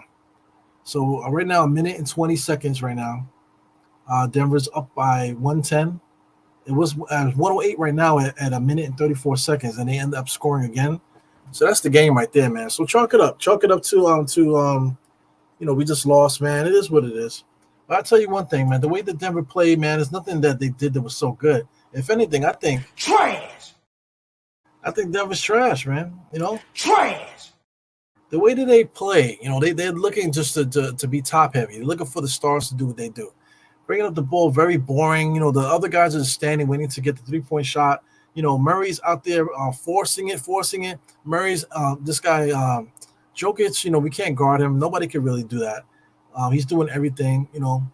So, and then Michael Porter Jr., he's just tall. There's nobody to check him. I don't understand why Tom Thibodeau did not put a taller player on Michael Porter Jr. He was hoping that Josh Hart would wake up. But this has been a horrible game from Josh Hart, man. I'm not going to blame the minutes that he's been playing because he had 2 nights off, man. So we got 2 points, 2 rebounds, 1 assist from Josh Hart in 34 minutes. He had 1 rebound in the first half, 1 rebound in the second half. Completely waste of a game today. But, I mean, that's okay. If he doesn't have it today, Tom Thibodeau should have stopped going to him. It's just one of those games. Okay, he didn't have it today. So why do you have him still out there, fam? So I mean, I believe Josh Hart should have got benched for Precious. It's not like that Precious was playing such out of his mind, but Precious is going to finish this game with only 24 minutes, 9 points, and 5 rebounds. So as I'm talking here, this guy Brunson has a chance to shoot some shots here. Misses a 3-point shot. So as long as he's missing them, it doesn't mean anything. Hartenstein got 20 points against Joker. We got 24 points from Brunson. Didn't really do much in the second half. Josh Hart should have got benched today. Precious should have gotten those minutes. We need buckets. It is what it is. I'm just crying, but the Knicks got cracked today. We got to give it up. They definitely got to give it up, man. Knicks got cracked today. Can't complain too much. We can't win them all, but we definitely lost this one. So it's okay. We could lose today. We had a 4-game winning streak against some good teams. We lose against Denver at home, so there's nothing to cry about. We lost to Denver in their place. So, they got revenge on us. So now we, take a look at the Knicks schedule here. We looked at it earlier, but we could take a look at the Knicks schedule now, without having to so I'm going to have to do it the long way. Knicks schedule. So checking out the Knicks schedule. Thank God we played the Nets. We play the Nets, and then we play the Pistons, the Raptors. So there you go. This is the next. Let's just look at the next 3 teams because we can look ahead at the Spurs and the Thunder. But I think the next 3 games we can sweep those: the Nets, Pistons, and Raptors. You know what I'm saying? So if anybody wants to see if they can get a game, today you could watch the Nets and the Nuggets. Excuse me, the Nets and the Pistons in the Garden for cheap. Against two inferior teams, they should be able to get those games for cheap, man. So if you want to go to the Garden and take a look and see if you can get some tickets for those 2 games, you should be able to get them cheap, like I said. But I see 3-1. I see us beating the Nets. I see us beating the Pistons, and I see us beating the Raptors. Just forget about this win. It's all good. Let them have it. They deserved it. They played well today. Tom Thibodeau's decision to go small ball today was just retarded. We were getting smoked on the rebound, and so his idea to fight that was to continue to play small ball. So that's just nonsense. That was pure nonsense. Bad strategy by Tom Thibodeau for this game. So you can't let Tom Thibodeau off the hook. So I'm blaming Tom Thibodeau solely for this game. Josh Hart didn't have it, but he still stuck with him. Sometimes you got to watch the game. You can't just go about what you did in the past. Watch the game and figure out who needs to be in there for this particular game. So he didn't do that today. So he definitely got, I want to say, outcoached. He got out-prepared, and he got outcoached today. So it is what it is. Knicks had a lot of issues as far as energy for everybody. Blame it on the altitude if you want to. But leave it on the court. I thought the Knicks played pretty hard for the most part. But like I said, the strategy today before the game, the decision to play small ball against this team, and we're getting smoked on the rebounds, and we haven't got smoked on the rebounds like this the entire season. So that's Tom Thibodeau right there. Tom Thibodeau should have not made that adjustment against this team, man. So that's my 2 cents on why we lost the game. But I think we're gonna win 3 straight next, man. Possibly 4. We possibly could win the next 4 straight games, and then we got a couple hard games, man. So yeah, man. That's been the full game watch along here with the Dire Knicks podcast. Yeah, man. Shout out to YouTube, my YouTube guys. Definitely thank you guys for tuning in. What we say, Trish? Come on, man. Get over. Trish says, thank you for the live, good live. Somebody here, Holcombs said that did a good job play by play. I appreciate it. They definitely did almost a hardcore play by play game today. Shout out to Twitch, man. So we got somebody, Jared Shiro on Twitch there. Said, yeah, we need this win. We lost definitely, man. So we said, win this, and then as we breeze past the Nets, Pistons, and we can be up at the 2 seed. Yeah, so, like I said, I'm thinking we could win the next four. So definitely wishful thinking. But definitely the next two, possibly the next four. So we'll see what happens, man. But yeah, man, terrible game. Not fun to watch at all. Hopefully we get Brunson back. I mean, Brunson against the Nets sounds good. So we play against the Nets on Saturday. Today is Thursday. So I mean, 2 games off with him playing against the Nets sounds good. Playing against the Pistons sounds interesting too because they're an inferior team. So make him come back against the Pistons. That way, he can get the thing off. But anyway, playing at home too might be a little bit too much pressure. So maybe him going to Toronto, might be interesting. That's on 27, and then against the Spurs. But regardless, no pussies here, man. If he's ready to play by the Pistons, I think we should put him out for the Pistons and just rock it out. A minutes restriction if needed. You know what I'm saying? Tom Thibodeau needs to do a better job substituting, and that's an issue too, man. I think we need to do some devoted podcasts to these subjects here. So very interesting, man. But I love the Knicks. Thank you guys for tuning in. Yeah, Brunson drops and win. It's a little bit more than that. Let me get rid of this thing there because ESPN is driving me crazy with those ads there. Yeah, but bad loss, but we just got to give it up, man. Shout out to Dwayne Dennis. He says, really tough game to win tonight playing against a healthy Nuggets team and an unhealthy Knicks team. Like I said, I don't think it was the health was the reason. Josh Hart played terrible. Brunson wasn't able to get off like he normally does. DiVincenzo was a little bit off today, even though he played hard.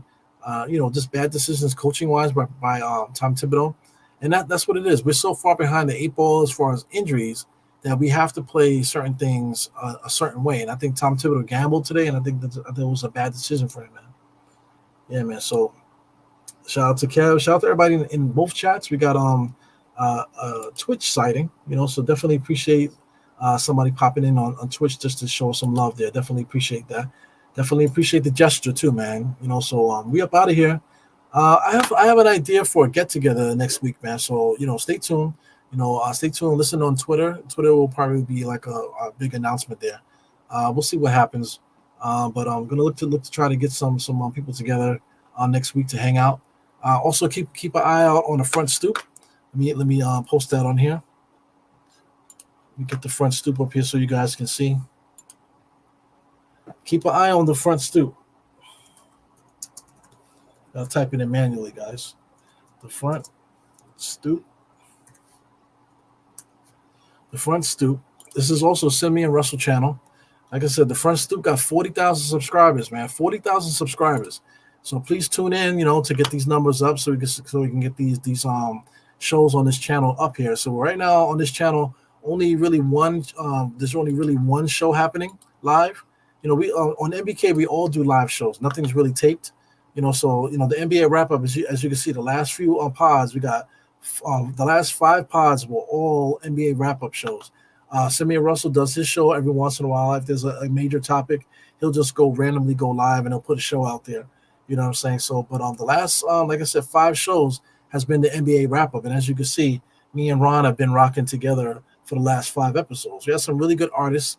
We got some more artists coming up soon. So if you like new artists and some familiar artists too that we have out there, if you're interested, man, please give this page a follow. I'll put this in the chat if you guys want to follow. Yeah, once again, Dire State of Mind with me and State is definitely a thing. So let me put that up here too. Me and State, we're more than likely going to go live. We're going to go live. Come on, man. We're going to go live on Monday, I believe. So look out for Dire State of Mind on Monday. You might even see me on this channel during on the weekend. We'll see what happens, but definitely you'll see us on Monday. And what else is new? There's and just look out, just make sure you look out for me. I'll probably throw some stuff out there for you guys to check out during the week, man. But yeah, a lot of stuff to talk about in Knicks land, a lot of transition, a lot of stuff. But anyway, thank you for tuning in to the Dire Knicks podcast. Thank you for supporting always. Thank you to the replay gang for coming in later. And I'll see you guys later, man. Today is Thursday, tomorrow is Friday. Then we got Saturday, Sunday. So, yeah, man. So just stay tuned, and I'll see you guys next time, man. We don't need to see the full Die Hard Knicks intro song, so we'll just play the quick outro, and I'll catch you guys later. All right, guys. Quick outro. Peace.